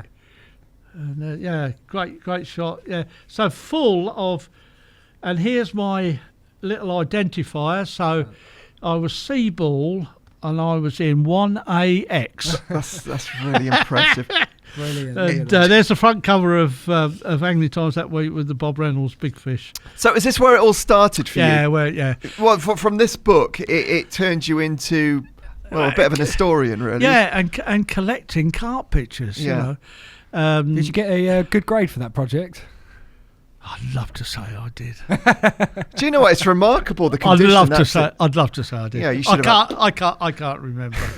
But out of everything in the carp room, and there is a great deal of from the good and great of carp fishing in that room. Very little of me, but I mean, sort of everybody's there, you know. And also the computer holds files on just about everybody. There'll be one opened up for you, so I do need a fish picture at some stage. But out of all those items in there, you know, Walker rods, reels, everything else, this is, my one of my most treasured possessions. Just to give you a kind of insight into the nutcase you've got here today, is that the other treasured possession, which I should have bought, was in 1953, I was into Thomas the Tank Engine. Like a load of kids were. I didn't even know he was about then. I didn't actually. Yeah. So, however old I was, 5 or 6 years old, and an array of Thomas the Tank Engine books, like loads of children did. The only one that survives is the one where there's some fishing in it. No way. How about that? Yeah. Wow. Where there's some fishing in there. And it's a great story where the Thomas the Tank Engine has a problem with his boiler. They're miles away from getting the water. They stop at a viaduct. The fireman lowers a bucket into the river, and you've got anglers, you know, mash anglers sitting there all in a row. And then hauling up and then topping up the water into the tank, except, of course, poor Thomas the following day, what's wrong? He's got tummy ache because fish came up in the bucket as well as water. And the fat controller then had to fish, the fat controller's in the tank with the rod and line hooking them out. Isn't that lovely? That's fate. That's brilliant. Chris, so you obviously you collect, all these captures and everything like that. But the history of carp fishing, obviously a lot of it comes back to the anglers themselves. You must have met some great characters. Indeed, most of them. I'll give you a flavour of what it was like. I mean, I'm not forever looking in the past, but I became the first regional organiser for the B.C.S.G, the Surrey Middlesex Regional Organiser, in 1971. And we had the monthly meetings at the Crooked Billet pub at Staines by the big roundabout, which is sadly the Crooked Billet's long gone. And though the numbers to start with were quite small, they built up. And what a hotbed. I bet. Can I give you an idea of who would come through the door, right? Pete Springate, Ken Odder, Yatesy, Chris Yates, John Carver, right? Mike Starkey, right? Tom Mintram, Mike Mintram. I mean, the list was endless. Joe Jarman, he was another one who owns lakes nowadays, and it was the thirst for information was the main thing. We were, I mean that collectively at that time, we were wannabes. All of us, if the truth be known, and the majority of the people I've mentioned have turned into, very, very well known and respected anglers. But then we were just wannabes.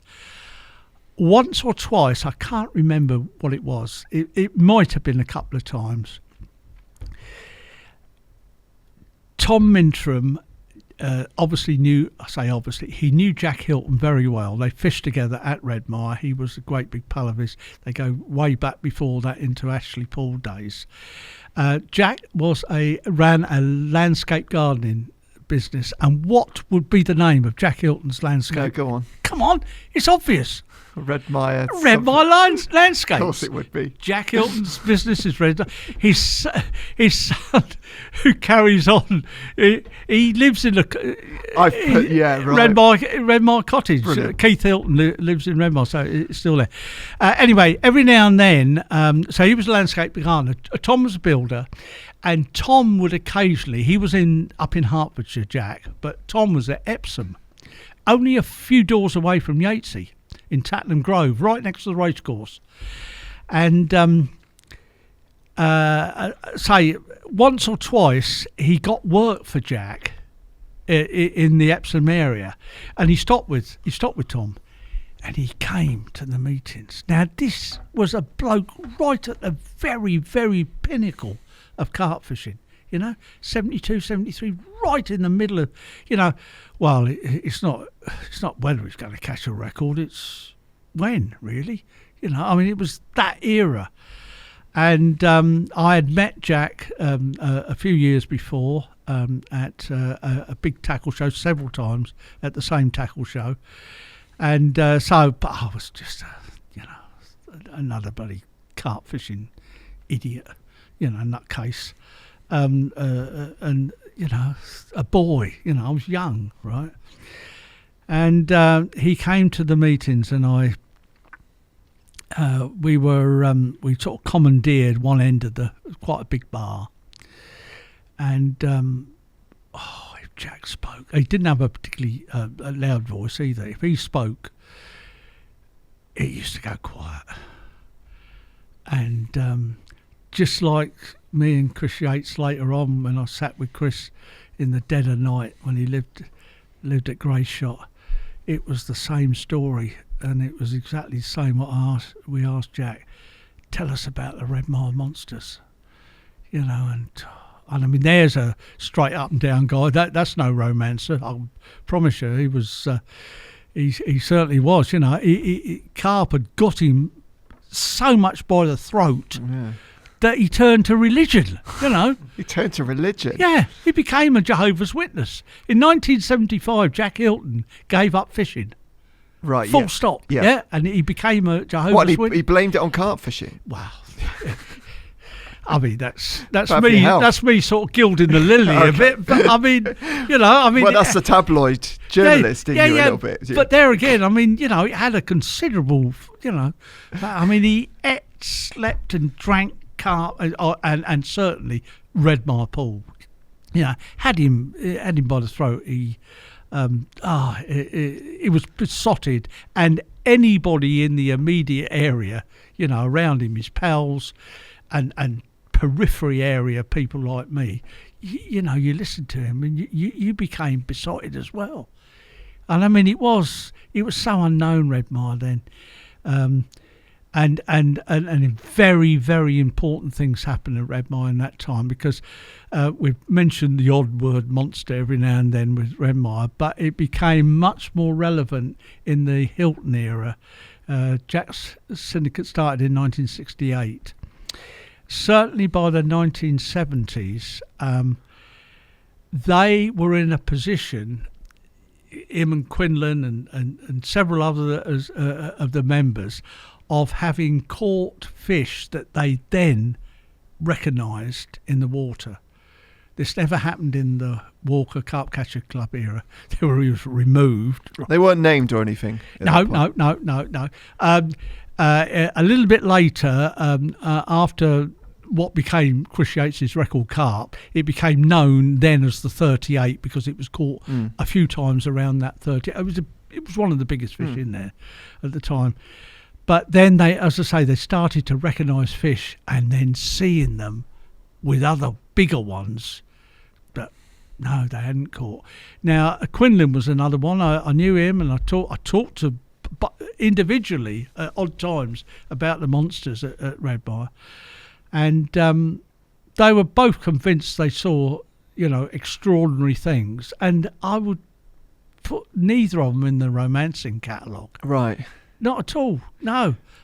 So would you dare put a weight on the size of these fish that they thought they were seeing? Right. I was involved in the comment that came out. Maybe I'm manufacturing all this to appear around me, but this actually happened as well. When Jack saw this 4-foot common on the Redmire shallows. Yeah. Right. And this wasn't a fleeting glance, in poor conditions. This was a full-on monster just there in front of him with that much of the back out of the water, right? And Quinlan tried to catch him out on what 4 foot was, afterwards. And he had to admit that Jack knew what 4 foot, how long 4 foot was, right? Yeah. And anyway, I told Richard Walker about this. It was a period when I'd been to his house once and I knew him. Telephoned him. How about that? Telephoning Richard Walker. And I told him about this, and he said, Jack Hilton, really, nobody else ever saw a 4-foot carp in Redmire. He was quite dismissive of it. I then told Jack this. Oh. Right, Walker had put. He'd worked some. I remember he rang me back and he'd worked out some on the cube dimensions, of known Redmire carp, and he put the weight between 90 and 130 pounds. Right, this is what Walker had said. Right, on this on known dimensions of other Redmire carp, a mathematical formula. When I told Hilton that, do you know what he said, Chris? I know what I saw, and I'm telling you, if anybody lands that fish, you can throw away the record books forever. Wow. And that made my hair stand on. Ever get hooked or anything, or were there any? Well, Yates, he hooked a monster common and spectacularly lost it. There's Jack. Oh, it's such a great. It's a 1968 picture, first year of the syndicate. They were allowed to use 4 rods. Yeah, I noticed that. They could use 4 rods. The hand-built Len Arbery. The willow pitch? No, that's way up. It's on the same bank as the willow pitch. It's towards the shallows, so I don't know whether past the stile up. Probably further along the west bank. This is right because you see that the other side is quite close. The pool's starting to narrow, but there, Jack was like me, cack-hander. So you're looking at 351s there, Mitchells. Oh yeah, 4 of them. Yeah, that's the high speed black Mitchell. Before the 410s, before the blue ones. This is that. He's got the herons. Handmade. No, totally handmade biter sorry. arms. Made by Len Arbery. Those are the Jack Hilton fiberglass rods put out by Alan Brown. Still a massively highly prized rod this day, if you can ever find them now. God, he sold enough of them. I don't know why they're difficult to find these days. Very light rods. You see the silver paper on the ground there. Yeah. Open bail arm. Yeah. So that was state of the art then, wasn't it? Yeah. Right. And there he is with a Lafuma bed. Chair, brolly without the centre pole in. Just push. You could screw the Stead's brolly into another hole. Decent-sized landing net as well. Now that is a famous, very famous landing net. Oh dear, how long have we got here? That landing net is a B. James landing net. It's a laminated cane net with a bamboo pole, with a whole tonkin cane pole. There were a very limited amount of those made in the late 50s. Jack bought one. Bill Quinlan bought one. I've traced quite a few of these. It took me 15 years to find one. You got one, I take it. I got one. Of course. 15 years it took me to find one, right?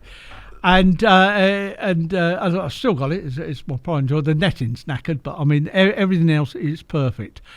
Now the big thing with that net, I mean, I haven't got it. It's back with Keith. It's where it should be. It's back in the family because it was when Jack gave up when he became a Jehovah's Witness in '75. All his immediate friends he gave his tackle to. Right, so Tom Mintram had a lot of it, and John, he died in '96. Or 95. 95, 96. I went to his funeral. Yeah. He never picked a fishing rod up again in the... No.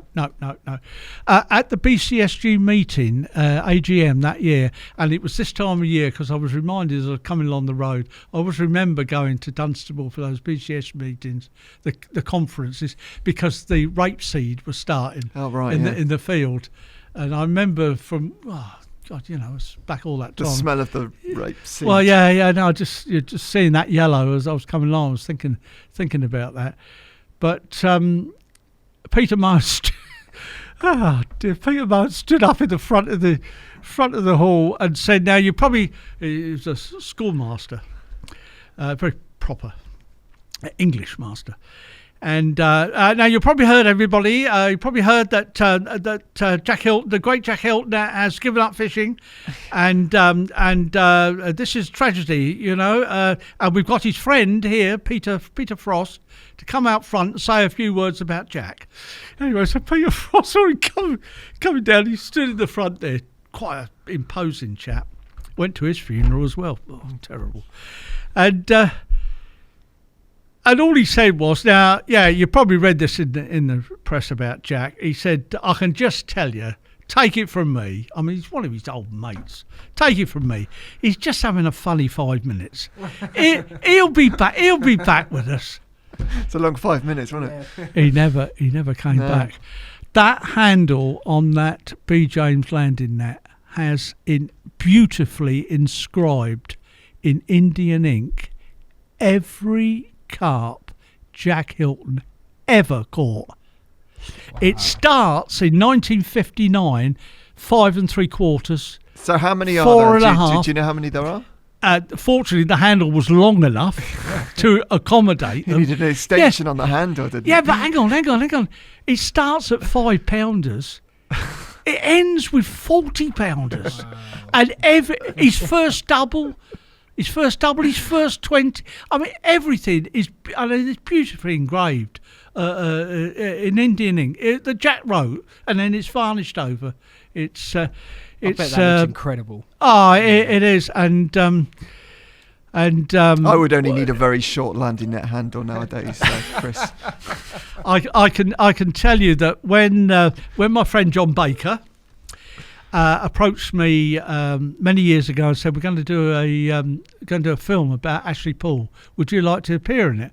I'd like you to give a little bit of history on it." I said, "Yeah, great." I said, "Oh, that's an opportunity. I wonder if I can get Jack Hilton's net, because it's got all the weights inscribed, including the Ashley fish that are on there." And John Carver had it.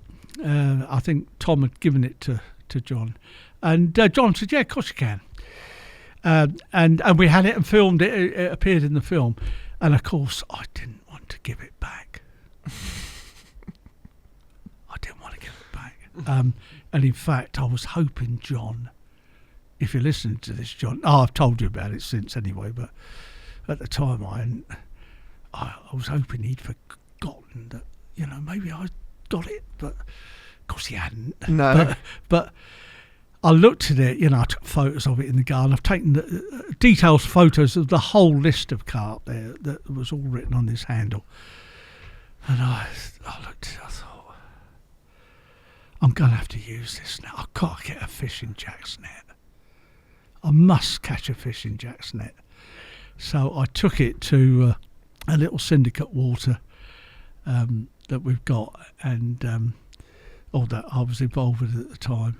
And on the top, on Kane, on Mitchell, and the owner's there watching me. I'm up a tree looking at them to start with, photographing them. I said, come up here, John. John, come up here. Look, all the big ones are here. And anyway, came down the tree. Film photography, so it's a long time ago. That's relevant because put out some mixer. God, gee, Chris, look at him. I'm in. Anyway, get it towards the edge, and I netted it. Right, Jack's net. Oh, what a thrill! And took some pictures. It was like 14 or 15 pound, and he said they're still there. I said, right, tell you what I'm going to do. I've somebody tied a fly for me. I mean, I used a little controller. I said somebody had tied made out of. I gave the fly tie, a very famous fly tie, Oliver Edwards, God rest his soul. When I used to work at Chatsworth, I was a demonstrator for Chatsworth for years, and I went in the tent and gave him 2 Jack Hilton hooks, the Partridge Jack Hilton hooks, and I said, "Could you tie me? I want loads of wings and lots of buoyancy." And when I told him for carp, he said, "You're bloody mad." Anyway, I watched him tie this, and it's a beautiful creation, a world master, fly tire. And he tied it, and obviously there was other people watching because we were all on the job. It was the show was open, and he took it out of the vice. He said, "There you go," and I sort of gritted my teeth, and I said, "Oliver, couldn't tie me a spare, could you?" so I got 2, and back to the lake with, this is John Raisin, the owner, who's on my shoulder. So we photographed this fish and put it back. And I thought, hang on, I wonder. I mean, I'm not using a fly rod, I'm using a controller. And I showed John the fly. He said, "You reckon it'll work?" I said, "Well, here we go." Flicked it out. And I mean, it sat on the surface like Polaris. It was a bloody great white thing out there, Woof! Fish has had it, and I'm in. Got it near the net, and I said, John, I think it might be a 20, I mean, it's in Hilton's net for, and it's on the edge of the net, it just under. It was like 1914 or something like that. And I took this lovely shot, and eventually I gave the net back to John, and then Keith Hilton, after his father died, a notable carp angler in his own right, he appeared, and me and John looked at one another and said, "Why have stupid collectors like us got stuff like that? It belongs to the family." Gave it back to him? And we gave it back to him. I remember, I've only met John once, actually. Randomly, I went out for dinner there was a group of us. We went out for dinner in central London, actually, and John was there. I was talking to, I remember, legendary carp. He needs to come on the podcast.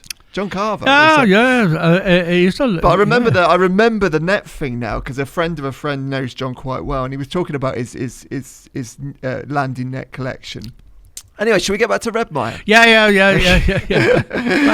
So this comment. Anything else in there then that could rival that, or was that the? Well, the no. I mean, the king, as Yatesy called it, and people who haven't read the book will know that the very largest carp in there he named after chess pieces.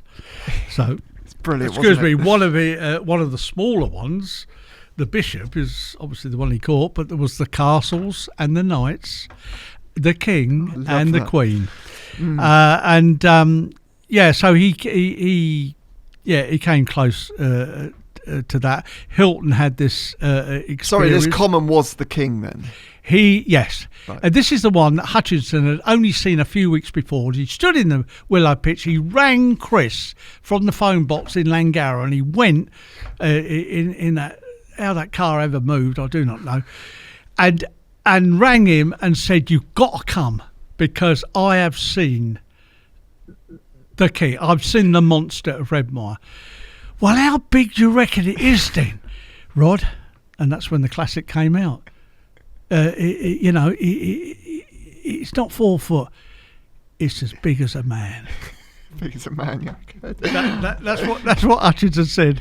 And Chris, though he's hardly ever, I shouldn't say this, he's hardly ever worked in his life. He has, don't get me wrong, but he had a very lucrative business producing LP pictures for LP covers. And book covers. I appeared on one. Did you? Yeah. Oh, yeah. He had us all on. I was Sherlock Holmes. I had the deer stalker. I had the calabash. I was next to a lead-lighted window. Yeah.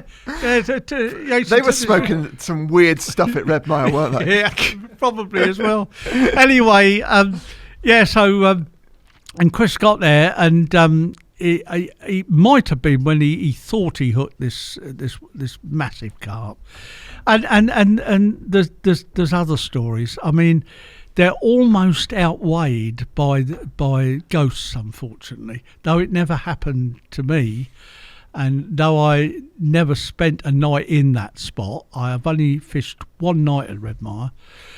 There was exorcism. Yeah, give us a story. Oh, it's a great story. Yeah, brilliant. Go. In fact, frightening story. If you ever pick up Tony Mars's book, Golden Memories, Silver something or other seasons, in one of them, I mean, that's a frightening story as well, in the same spot, under the oak, by the car park there. And hang on, another one before we start on this. Hang on, Pete Springate, in the middle of summer, in his bivvy, like most people, has got his milk outside, in a milk bowl.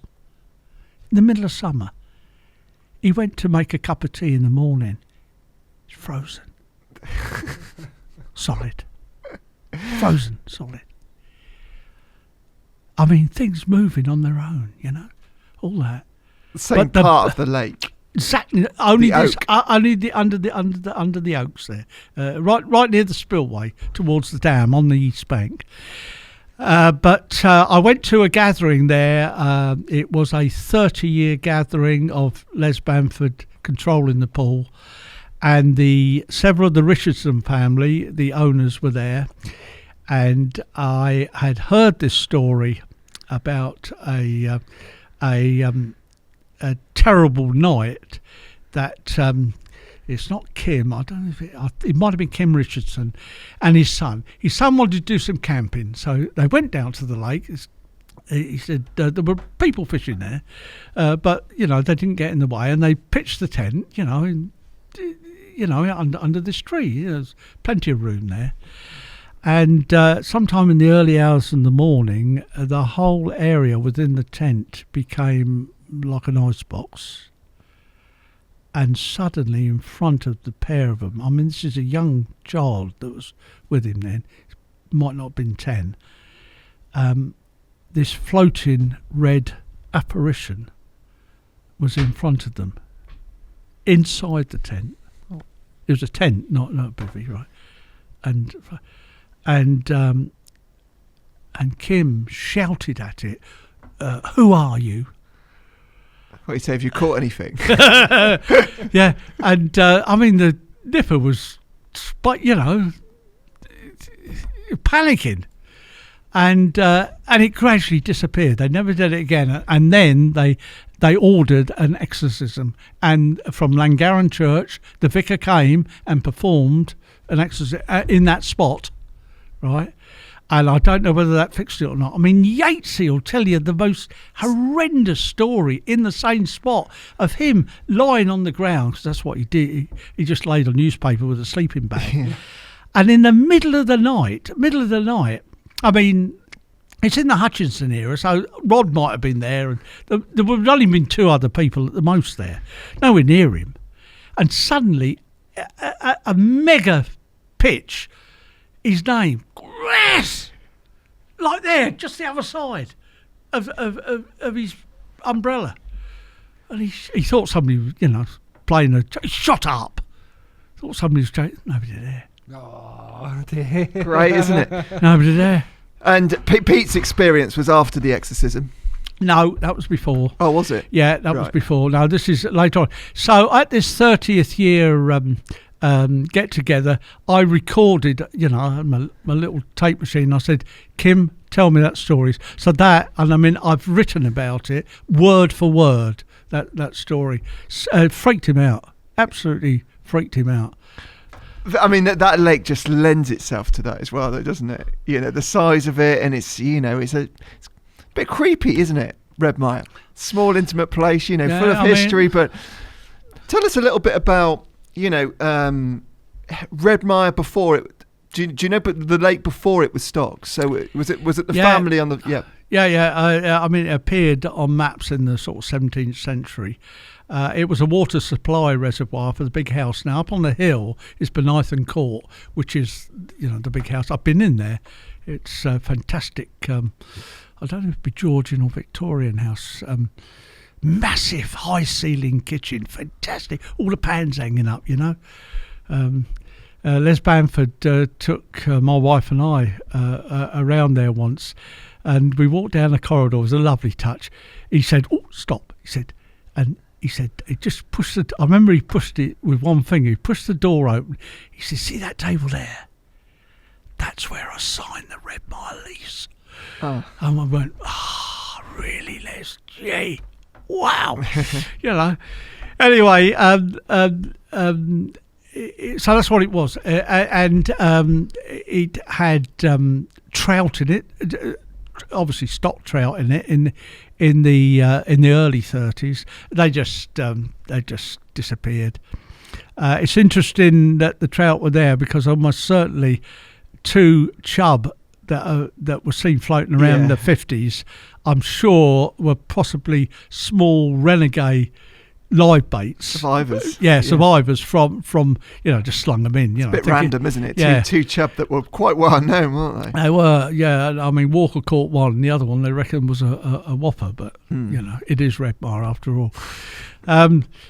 So that went along until the intake. So there's a ram pump. It's obviously not in operation. Behind the dam, there was a ram pump which then took the water from a grated off the dam, off an intake, pumped it all the way up to the house. This was continuously getting blocked because the place was neglected. It was remote, neglected. Certainly no. I mean, the odd poacher, and I did meet one. I'll tell you about that. And it was causing nuisance, and they sought some from the river authority, but they come until somebody said, "Well, we get some carp. They'll sort all that out." So they placed an order, and they went on the. You remember things like this if you're a historian. The 10th of March, 1934. So there was 50, and they were on the invoice 5.5 to 8 inch fish. They were either born 1933 or 1932. Sometimes you got exceptional year growths, which would produce maybe a fish up to 8 inches at the end of its first summer. But I don't know, probably 2-year-olds. So they were maybe 1932. But the beauty of it, and it'll virtually never happen again, not in this country, is that they were put into a water with a larder that was overflowing with food and nothing to eat it. All there were eels, the odd trout, and gudgeon. And gudgeon were renegades again. That's how the stock of gudgeon got there, from people using them live bait for the trout. And these carp were let loose in that. No bombs of war came anywhere near there, right? And they were left totally and utterly undisturbed for 19 years before anybody. So the only modern equivalent to that is, and though there has been a little bit of plundering going on, but you would get a similar situation in our very large man-made reservoirs that are fly only right at the moment. I can see, perhaps huge carp being in there because unmolested and left alone. All right, I don't know. I can't remember of a truly big one grabbing hold of a nymph or anything like that from a fly angle, or if they did, they got busted probably.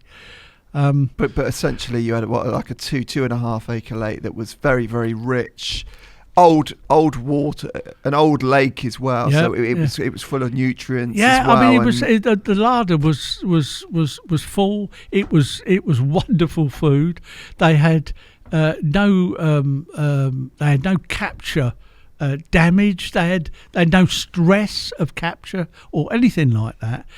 And in the summer of 1950, the Gloucester Angling Association, it was the local club, they did allow the old angler, and the first recorded capture is a 6-pounder in 1950, and it's John Munro.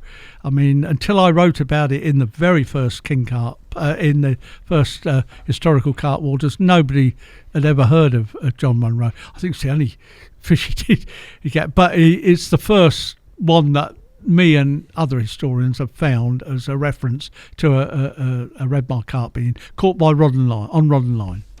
You know, if anyone fished it until then, that was 19 years is it's a long time. Now, when I became really pally with Chris Yates and we lived close together, Chris dedicated a casting at the Sun at Jack the Roadman. If you read that at the front, that's Jack Farmer, who Rod and Chris met in the Royal Arms, the closest pub in Langgrove to the lake, and they struck up the conversation. I mean, this place shove halfpenny and things like that in the pub, but of course he saw them in various lights. I mean, I say they were faggot, they were tramps, they were. It was. I mean, that hair, down over their shoulders. They were. I don't know whether it was living the dream or not. But I mean, they were hungry, or and Jack saw them elated in the pub celebrating, with some capture or other, and also, their heads hung down, coming. Oh, them carp. I've seen I got them better of you than me. And they, of course, pour over a few pints, telling him about this, that and the other. And I said, I need to get in front of him. So when I was doing the King Carp, researching the King Carp Waters, is there any chance, with you, that I can meet, talk to Jack Farmer? And it was set up in the Royal Arms in the same pub. We went back. This actually happened. Don't laugh out too loud. We went to the lake. We had a look around. I've been quite a few times to Redmire, illegally, I might add, with Yatesy in the close season. And I mean, these are in the era well before Les Bamford. This is obviously. I went first of all the year before we caught the. I went in 1979 with Chris to have a look round. There was nobody there. It was in the close season. We were there on the. I think it was the 11th of May. It was 5 weeks before we caught the record carp. There's plenty of pictures taken on the dam of me and him. So it was very auspicious that the next time he went. Is when he caught the record carp. Anyway, we got into the pub, and we were to meet at 6 o'clock, opening time. We got there at 6 o'clock. Chris and I in the same car. We got out. We trumped into the front of the pub, and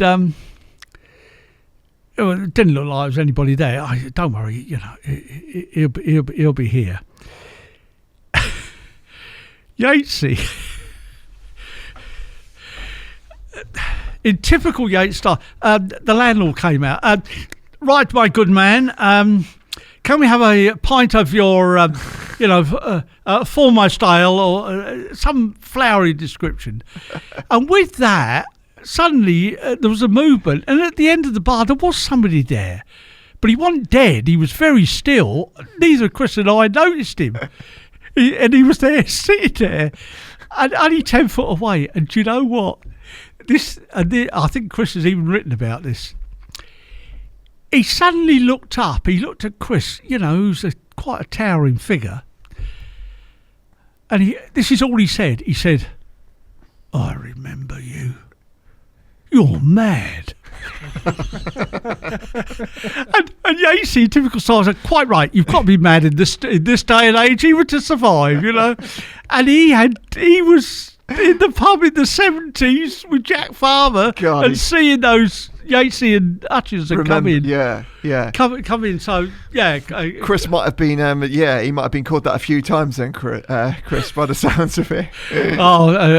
Definitely mad. I can just while we're talking about Chris, I only say one tale about him, but it is first of all, it is true. There will be a little, around the edges, a bit of gilding, but it is true. I in work in London in Old Street, part of my patch, EC1. I worked at EC1 for quite a while. I'm trying to think what year it was now. It's the mid 80s. It's before Wraysbury. I was attacked in London. So I've got my suit on, and my waistcoat and my bag, and I was punched in the face. I still have the scar to this very day. Yeah, I can see it was that. a ring or something like that. The police said, and I staggered, blood pumping out, staggered into it, and he stole my wallet.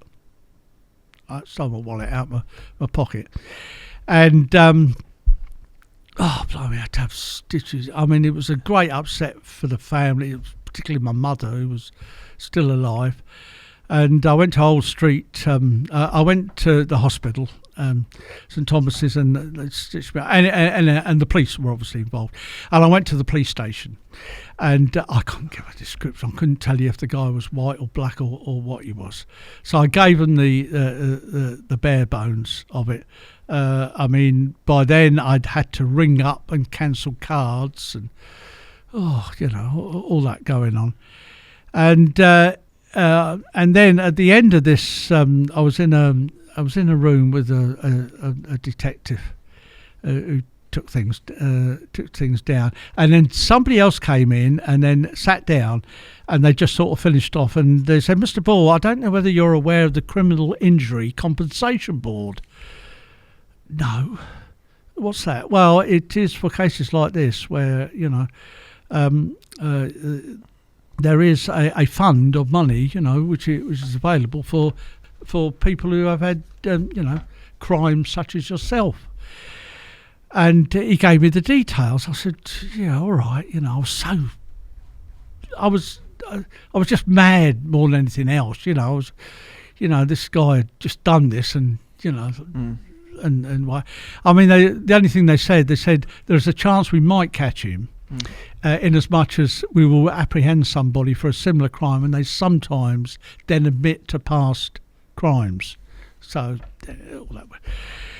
So I applied for this, Simon. This massive red tape document arrived in the post. A massive pages and pages and pages. And it took me ages to fill out. After coming home from work, 2 or 3 evenings it took me to fill it out. Except I hadn't looked at the last page, had I? Which I should have done to start with.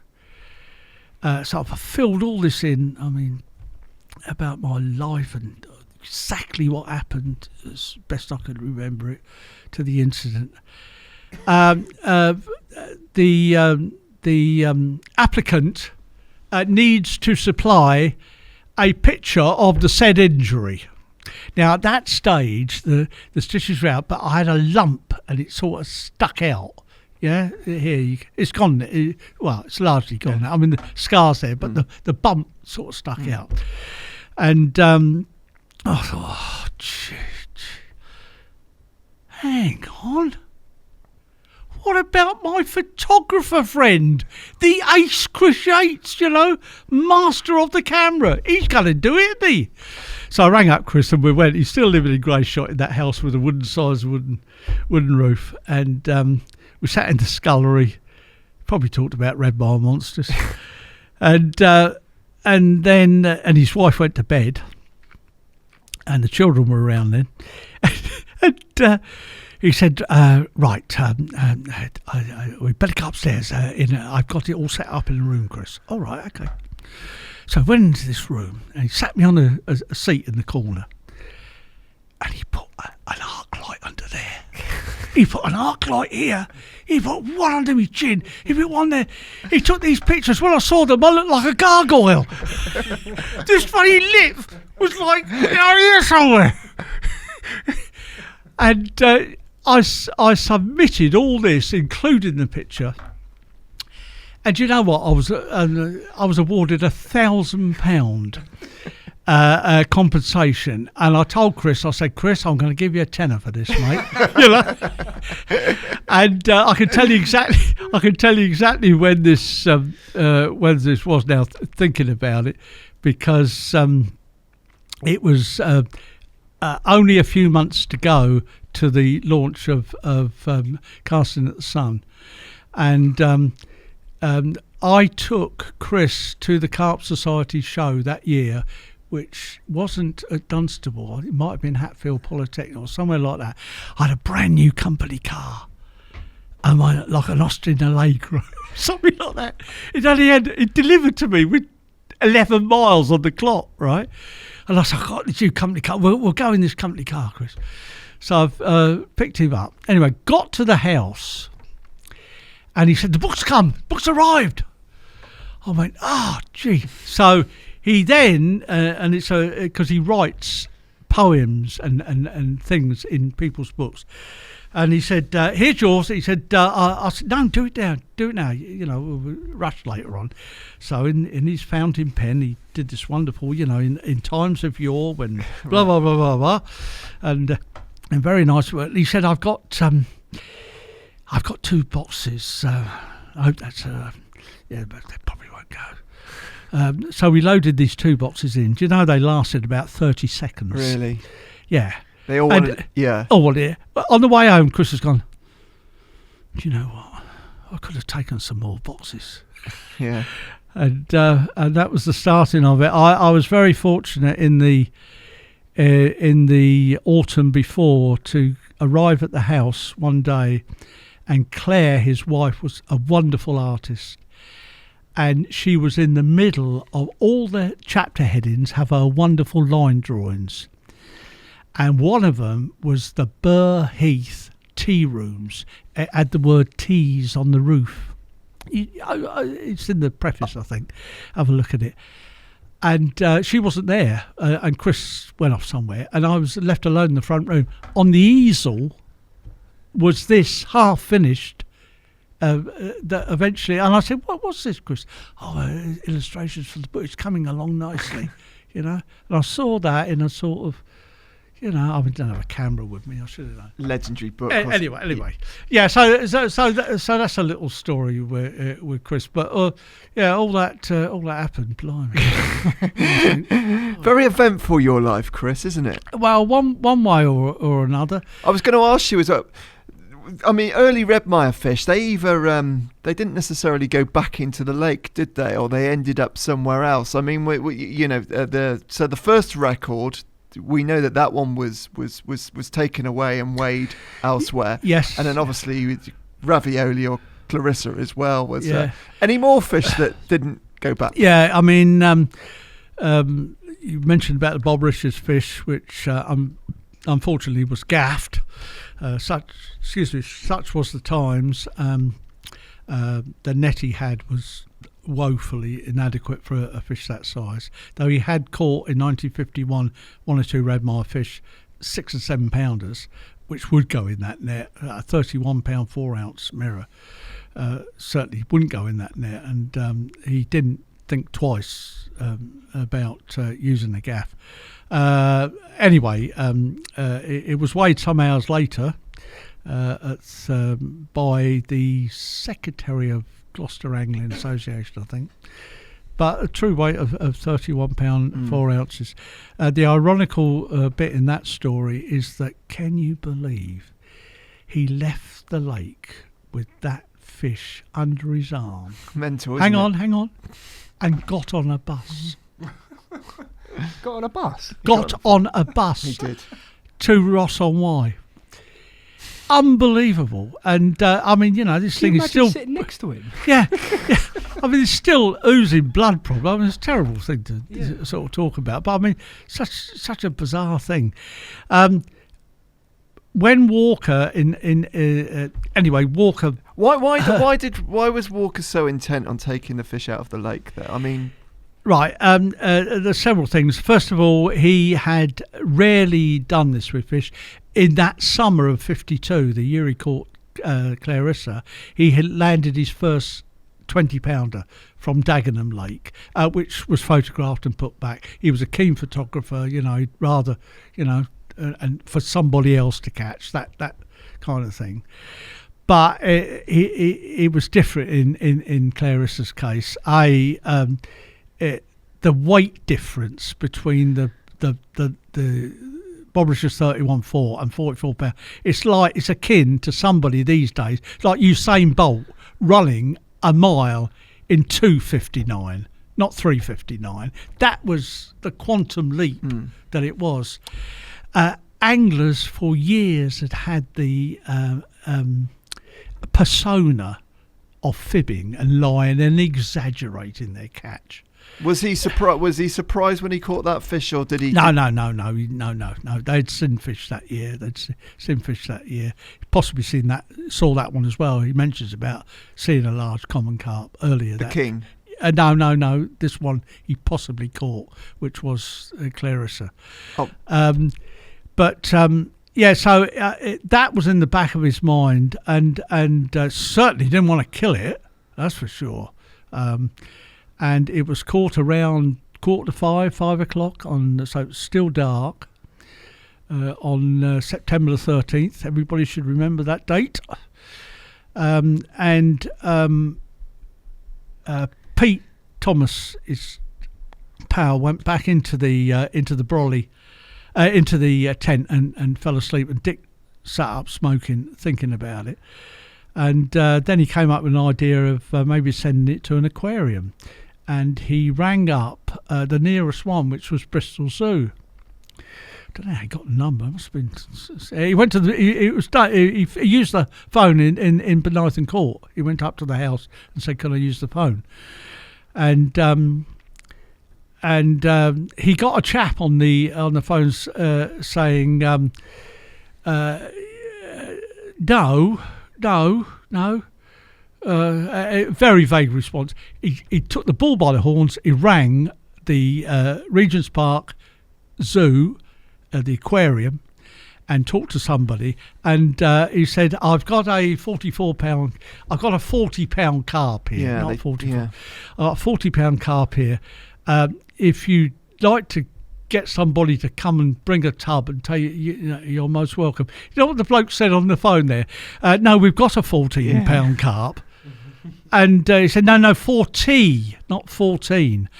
And then he said, look, Walker said in a sort of forceful way, a little bit more forceful way, I'm sure there's others who's been in it, and if your bosses find out you turned it down because you didn't believe me, I think you might be in worse trouble than maybe sending somebody down.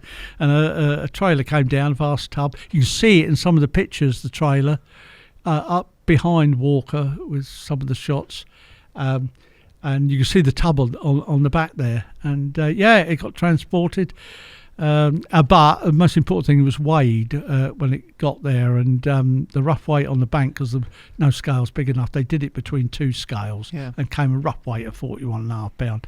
Then it was properly weighed at the zoo, and then Walker queried the fact, he's sure it's 44 pound. We've got a picture of it there, actually, at London Zoo, which but I mean, crikey, I mean, for the zoo to drive all the way out there on the off chance that he's caught this carp, and then the fact that it actually survived as well.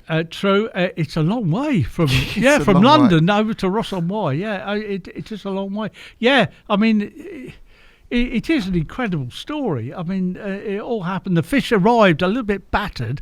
Some of the early shots there show the nose just above the mouth. Bit of transit damage. Yeah. It was there was a split in the tail, lower lobe of the tail, and you can see odd scales. I mean, it all recovered okay, but they were early shots.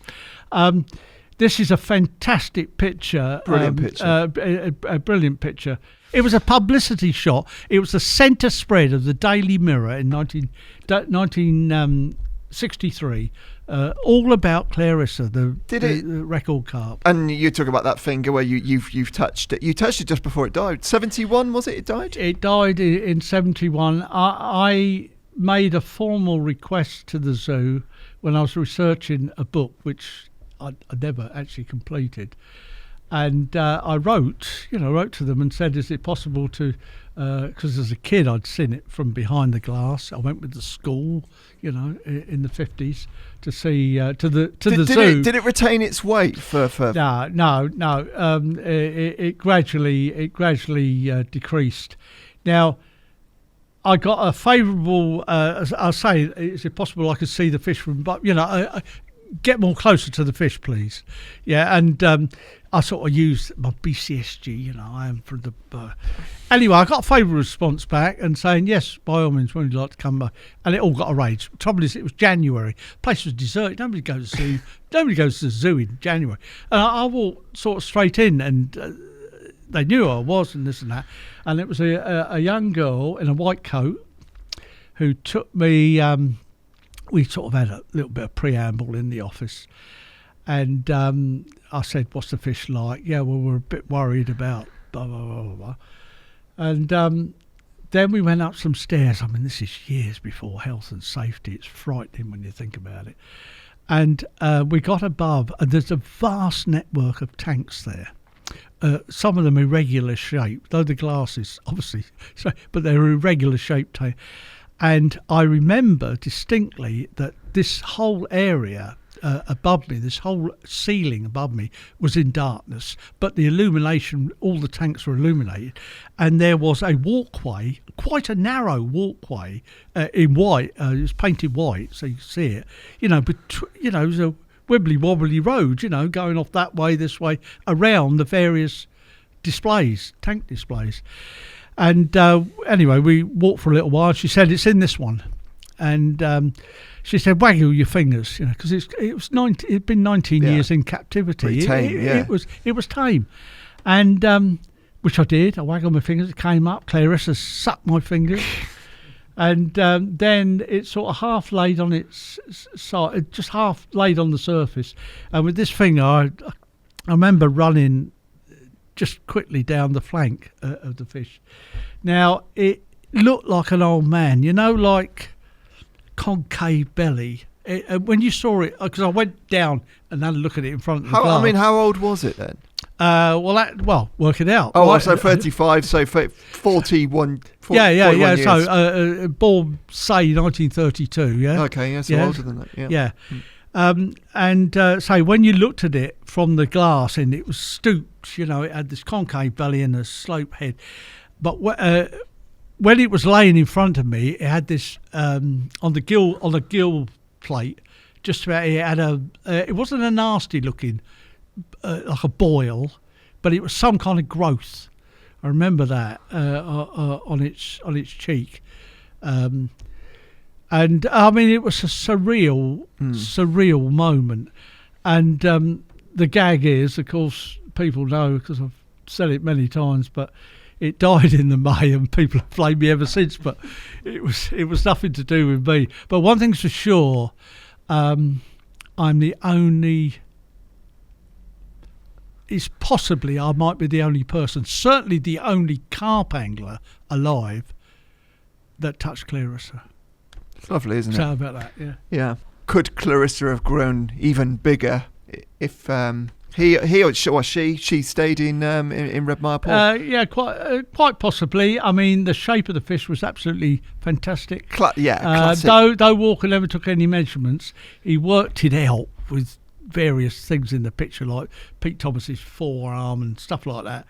that it was possibly 37 inches from nose to the fork of the tail, and then guesstimated the girth, which would probably be about maybe 31, 32 inches in girth, something like that. It was a superbly proportioned fish in its prime at the time. Yes, it might have grown on to be more, but the reason that the desired effect happened was that people then realised the thousands, tens of thousands of visitors, many of them anglers. I mean, slideshows, one of my little people's, right, we've got 100 blokes here who went to see Clarissa at the zoo, and inevitably you'll get 3 or 4 hands, go in the air. So, it proved that anglers didn't always fib, they didn't lie. Here was a living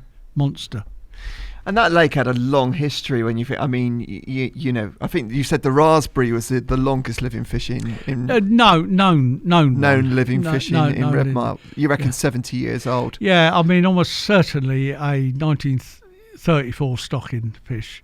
So I'm convinced it was an original fish. It was first landed, and you think from that all through the carp catchers years of the 50s, that fish was never recorded until 1961.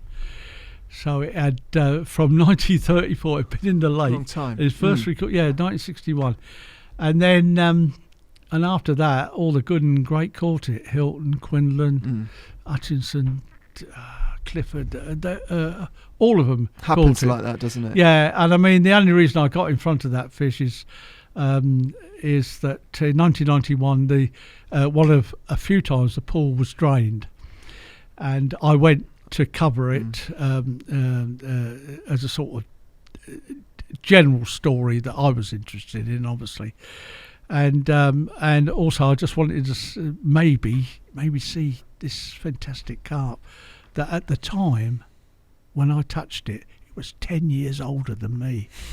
Fantastic, isn't it? Amazing.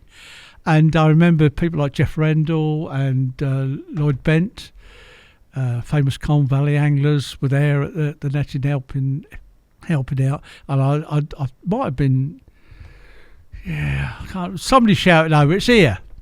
It's over here!" All right. And I, previous to that, on one of the sweeps that came in to the willow pitch, it was a seething mass of Redmire carp, and I said, "Can I go in and have a look, Les?" I mean, there's 30 or 40 people involved in all this on the bank, and that's when somebody shouted out, "Here it is," and Les shouted out. I mean, I felt a little bit embarrassed. He shouted out, "Right, it's here then, Chris. Let the silly old fart in the water." Just like that. And everyone's going, "Who's sort of?" I trod forward. "Oh, it's him. Yeah, he's a silly old fart, yeah." I was surrounded by, 20-pound commons bumping into my legs. And I went over and, I obviously touched it with this finger, but I ended up cuddling it. And I weighed it. It was 24 pounds something. And the most staggering thing about that fish, being, at a great age, at the very end of its life near, its general demeanour, just the look at it, a good look at this fish, was the mouth was perfect. Perfect. It must be caught 20 times or something like that. It was perfect, the mouth. The eyes, cyprinids sometimes get cataract problems as they get older, but the eyes look, to me anyway, they look fine. When was it last caught? It was caught it died in 2003, so it caught a little time before then. You can see it on Solar Tackle's Martin. Oh, I've watched that. Yeah, Forever. Yeah, I've watched that Forever a few times. Redmire. Of course it was. It was right, and it's on. You see it floating on the top, and it didn't look well there. Right. Yeah, so it was a little time after that, and I did a first in angling, in carp angling journalism. I was the first person ever to write an obituary of a fish. That was it. That was it. Yeah. It was Wraysbury. I wrote in Carp Talk. I wrote a fish obituary in the pub up the road where we used to live. They were just thought I was round the twist when I said about it. I remember at work the day Basil died, right? And this is when I used to work for my dad, and I made the mistake of telling them all at work that Basil had died, and went off to lunch, came back, and they were all wearing black armbands. Well, yeah. I mean, God, there was all kinds of pilgrimages. Sorry, made the national paper. Well, of course, absolutely, and Two-Tone did. They've all started to, haven't they? Yeah. Just finishing up on Redmire, Chris. So after the bishop, so the syndicate ran for how many years after? It finished in 84. And would you say that you'd seen the best of Redmire by then? That was. I have a fear. I mean, obviously, I've studied it in quite extensive depth. There was no monsters in there then. I mean, Les Bamford, he's not saying it for commercial reasons. I mean, God, you can't even get a place on the, if you want to book up to fish there. But he claims that one fish, a linear, which was caught a number of times, first by Kevin Clifford, first recorded capture was 76 in the big sweet corn era. And it was caught at various times. I've got numbers of pictures of it at different times. And John Bevan, who had a bait company once upon a time, he was one of the last captors of it, and it grew to sort of nearly £30. Les claimed that survived right into the past 2010 and had grown into a monster. He said it was a £45 carp. Now, that same fish never caught. Did you say 2010? Yeah, over 2000. No, I say he saw it in the last 10 years. Yeah. I mean, if you talk to John Carver, he'll tell you it died. What's he on about? It died in 82. I was there. What's he on about? So stories like that are just great. I mean, it's sort of it all heightens the thing. Just one thing, of course, I only cast once with a mixer into Redmire. Just one cast. That's surprising. One cast. And can you believe? I mean, I've got a few fish feeding, and I'm on a cane rod now, little cane rod, Mitchell reel, in the famous Pitchford's pitch. And I flicked out, again, sort of trying to anticipate where a fish would be going to. And this one kept going and bumped into the hook bait. And I eventually landed it, had to jump in. Eventually landed it, and I was stuck in Redmire mud in the middle of this weed bed. I didn't really, when I cast out, I didn't even see all this weed in front of the pitch. I wonder why it was all sort of fresh and you couldn't see a bivvy mark right in it. I netted it. I know a great history, up and down, and then netted it. But John, I can't remember his surname. He said, "Give me the net," and I was sort of, 10 foot out of the water, and he reached forward and got the net, but it went past me. So I remember the netting touching my cheek, and I saw 1 foot of common carp go past. Hang on, 2 foot of common carp go past, and then suddenly John's going, gee, what a crack! God, what a cork! I couldn't move. I couldn't even turn around. I was stuck in the. For God's sake, get me out, somebody! And eventually they hauled me out, and this was exactly 43 years to the day that Richard Walker caught the record carp. Was it really? September the 13th, 1995.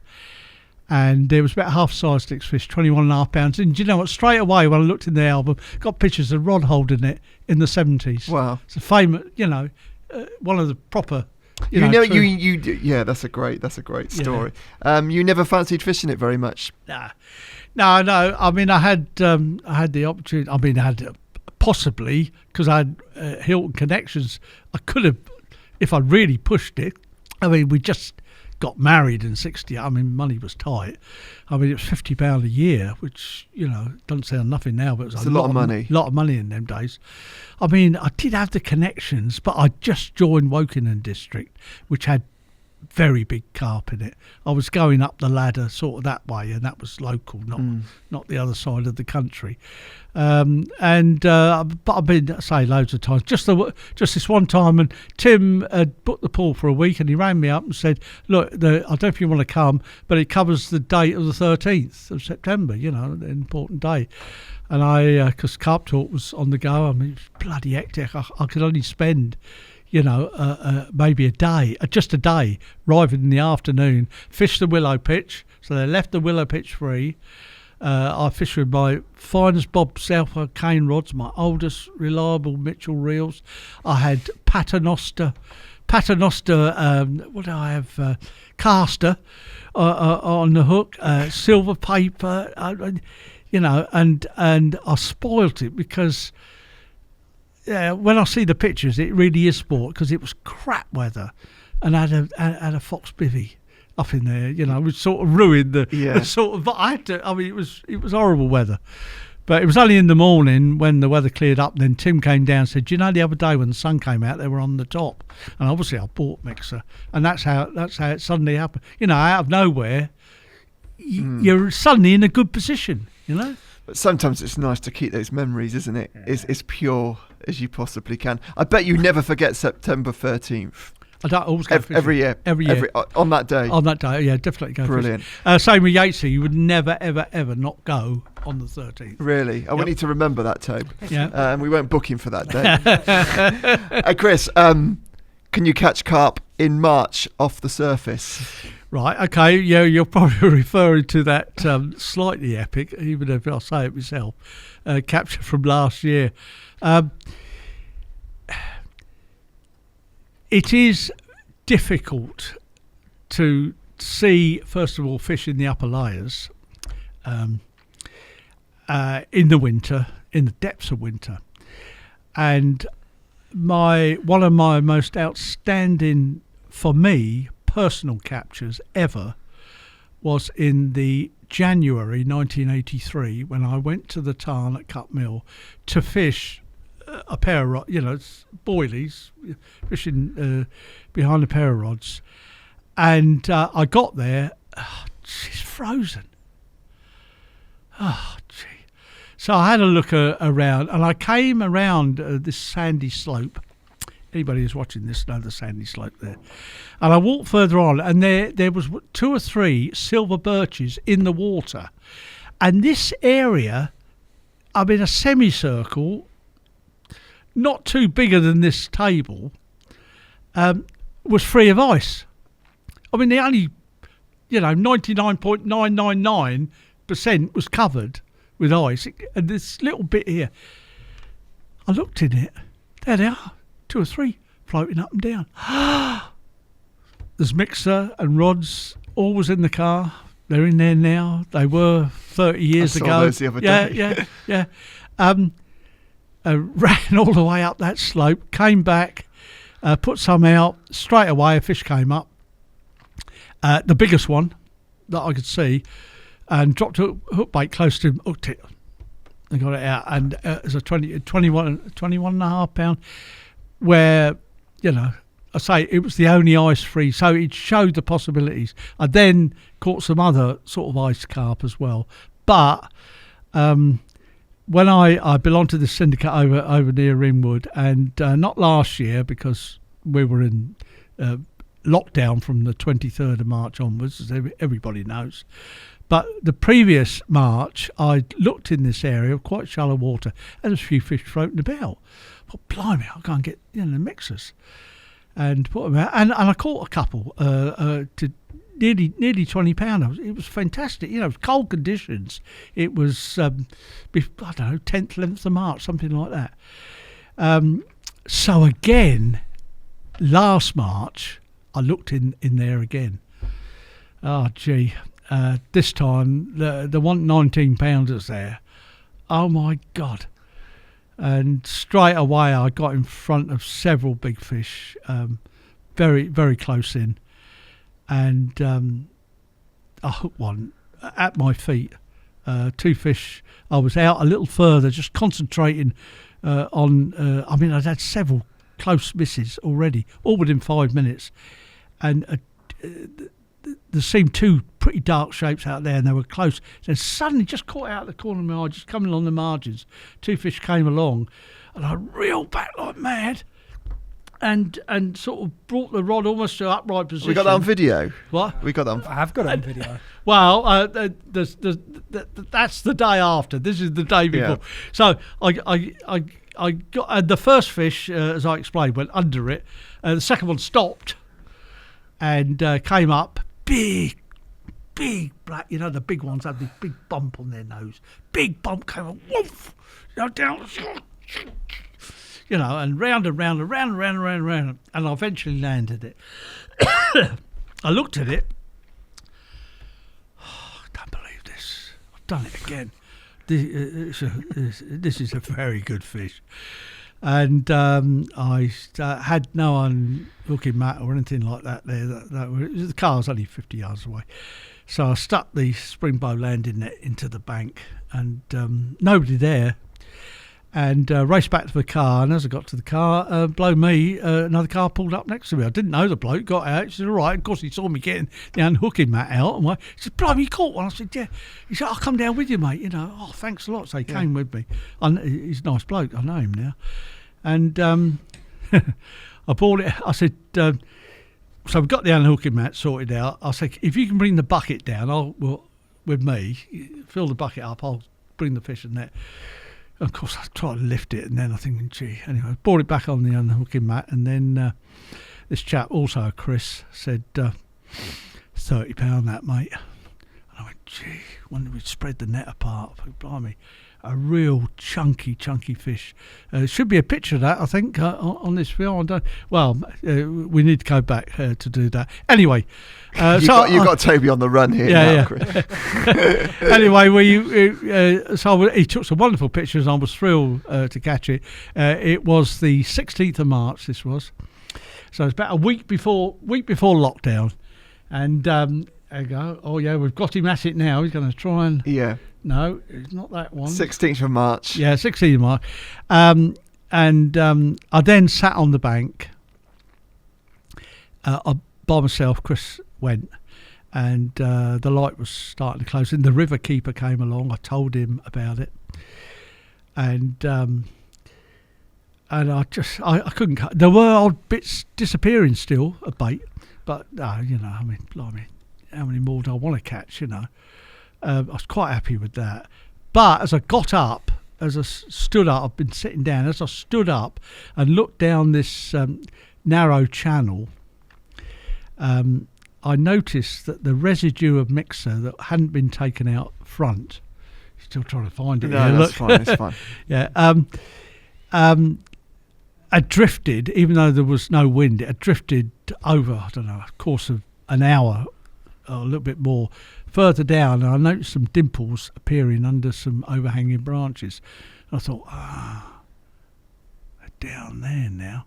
I mean, not anyway, and that was the end of the day, and I jumped in the car, got home, obviously told my wife, with great rejoicing, and fitful night's sleep.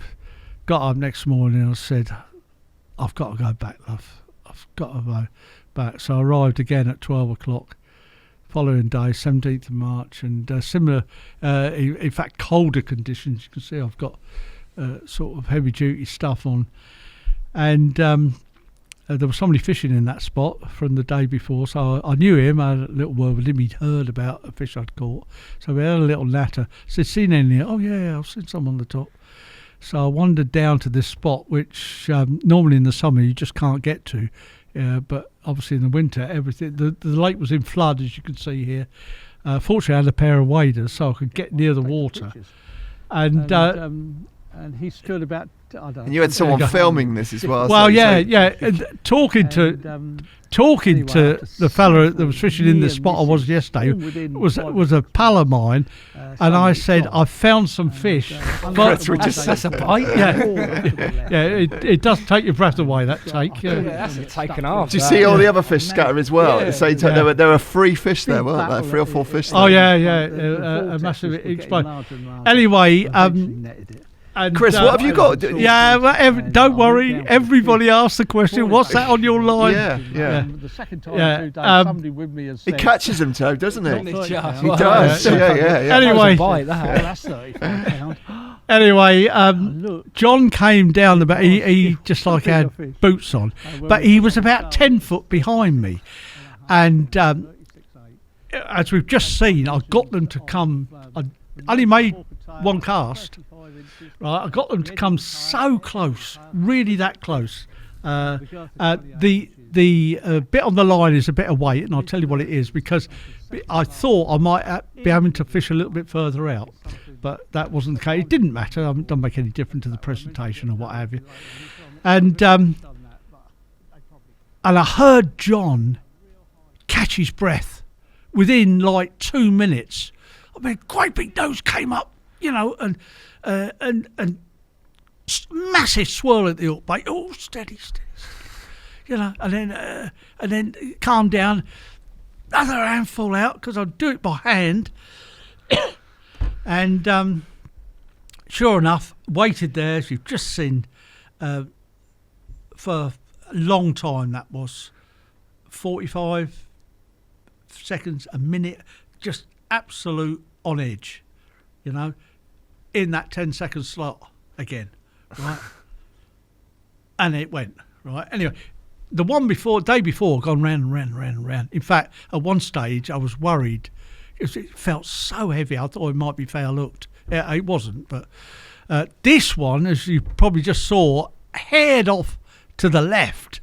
So I'm under, that old 1960s fiberglass rod. Yeah. It's in full battle. Yeah. Battle curve. That. Yeah. Full battle curve. And it disappeared down the bank. And of course, I didn't know what, and close to my bank, I've no idea what the debris was down there. So I piled on the pressure on £10 line, straight through £10 line. Fantastic. And eventually, anyway, I got it back and netted it. And John then said, "Brilliant, Chris, absolutely brilliant. I've got it all." And I thought naively he was taking pictures, except of course he was, it's in 4K. This is on a Canon camera. I can't remember what he was using. And I got the bite. He said it's a brilliant bite, and he quickly showed me back. I mean, it was amazing. The bit on the line. It's not my idea. A pal showed me some years ago, but in a rush, you don't want to start breaking down tackle and putting a controller on if you want to get further out. It's the wax from the outside of a Baby Bell cheese. Yeah. No way. Yeah. You probably hang on. You can get it in 2 colours. They do it in blue. In all supermarkets. Yeah. Blue and red. And what you find it is, if you take that off, and obviously you eat the cheese. You get a treat as well. Yeah, you get a treat as well. And then if you mould it enough, becomes pliable. You can put it on like sticks to a blanket. And as soon as it goes in the water, it goes hard. And obviously it goes in a wee bed, it comes off. Only an experienced floater angler can tell you this. Sure. You're going to see that in every bank up and down the country now. Yeah, well. Baby Bell sales. Here we go. Through the roof. It's great. It's great to see that. Yeah. Chris, before we finish off, I'm gonna mention your book. Okay. That we mentioned at the start of the show. It's called Historical Carp Waters. Go on, hold it up, mate.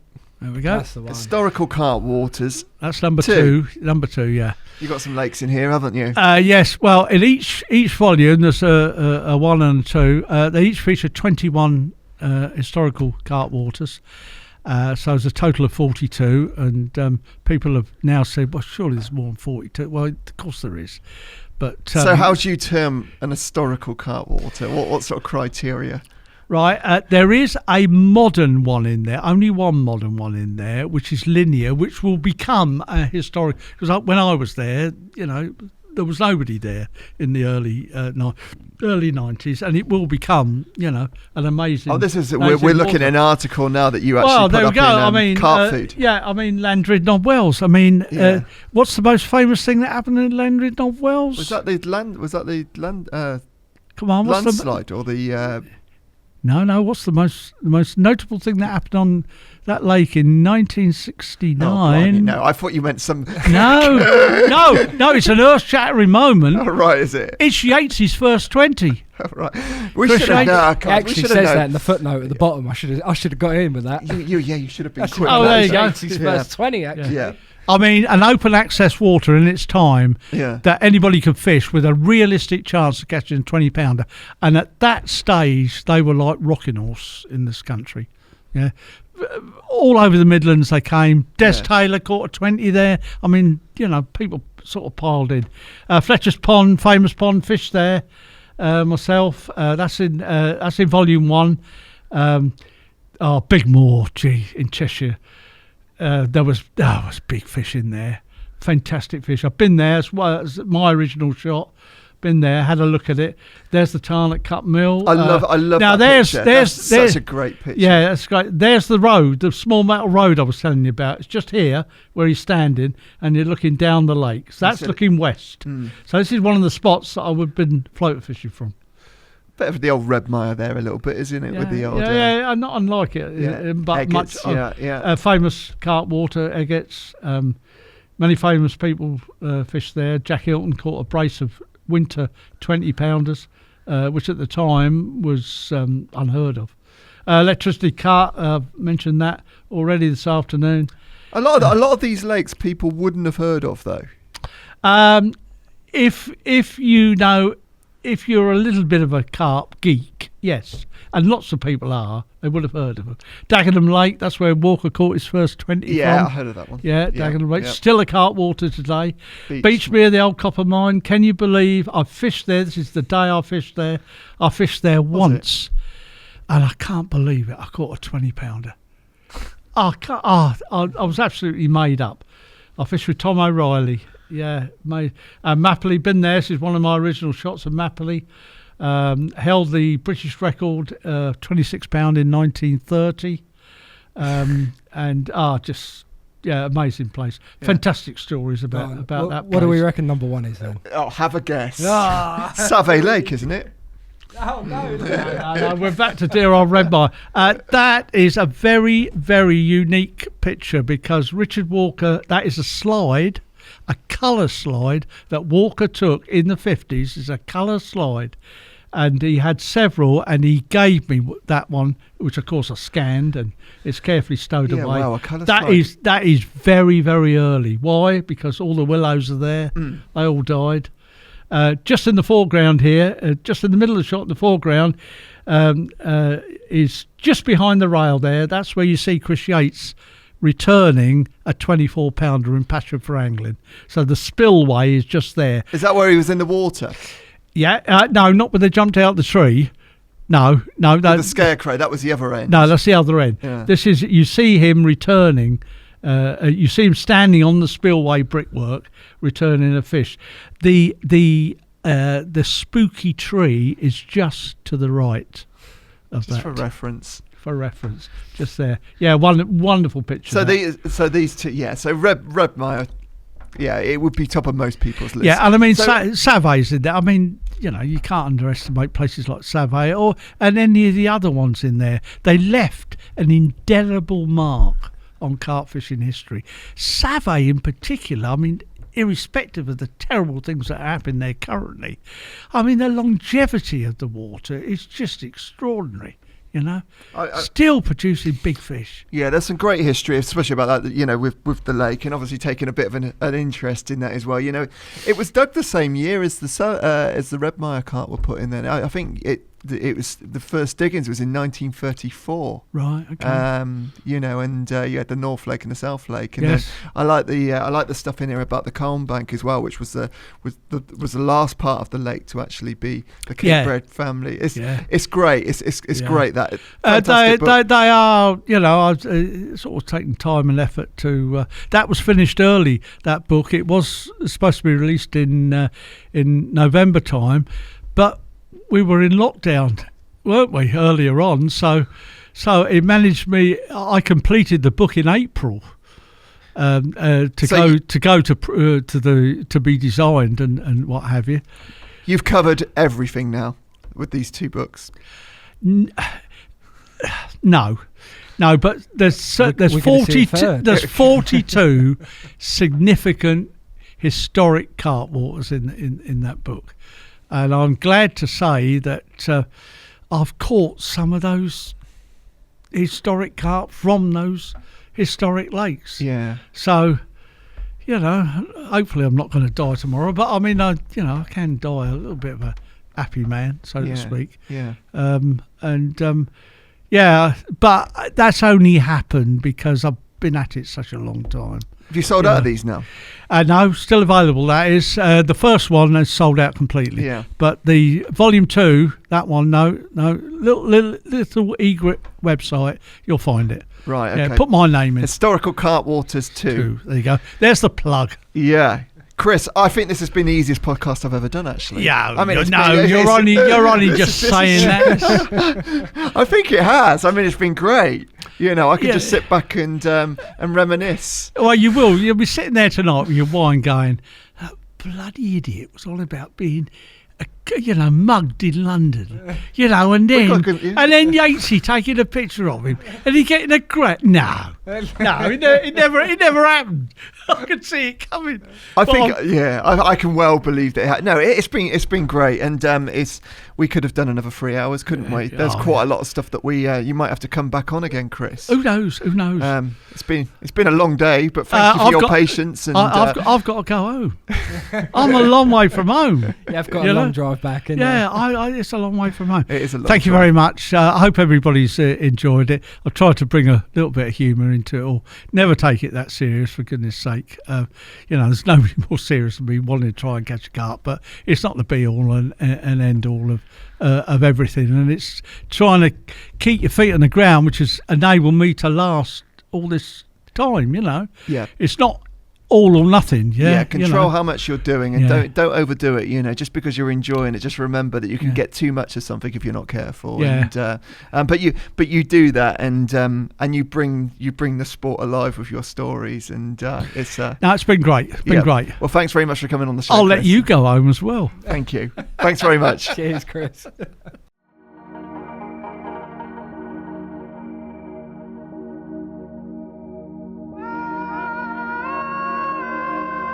The Thinking Tackle Podcast.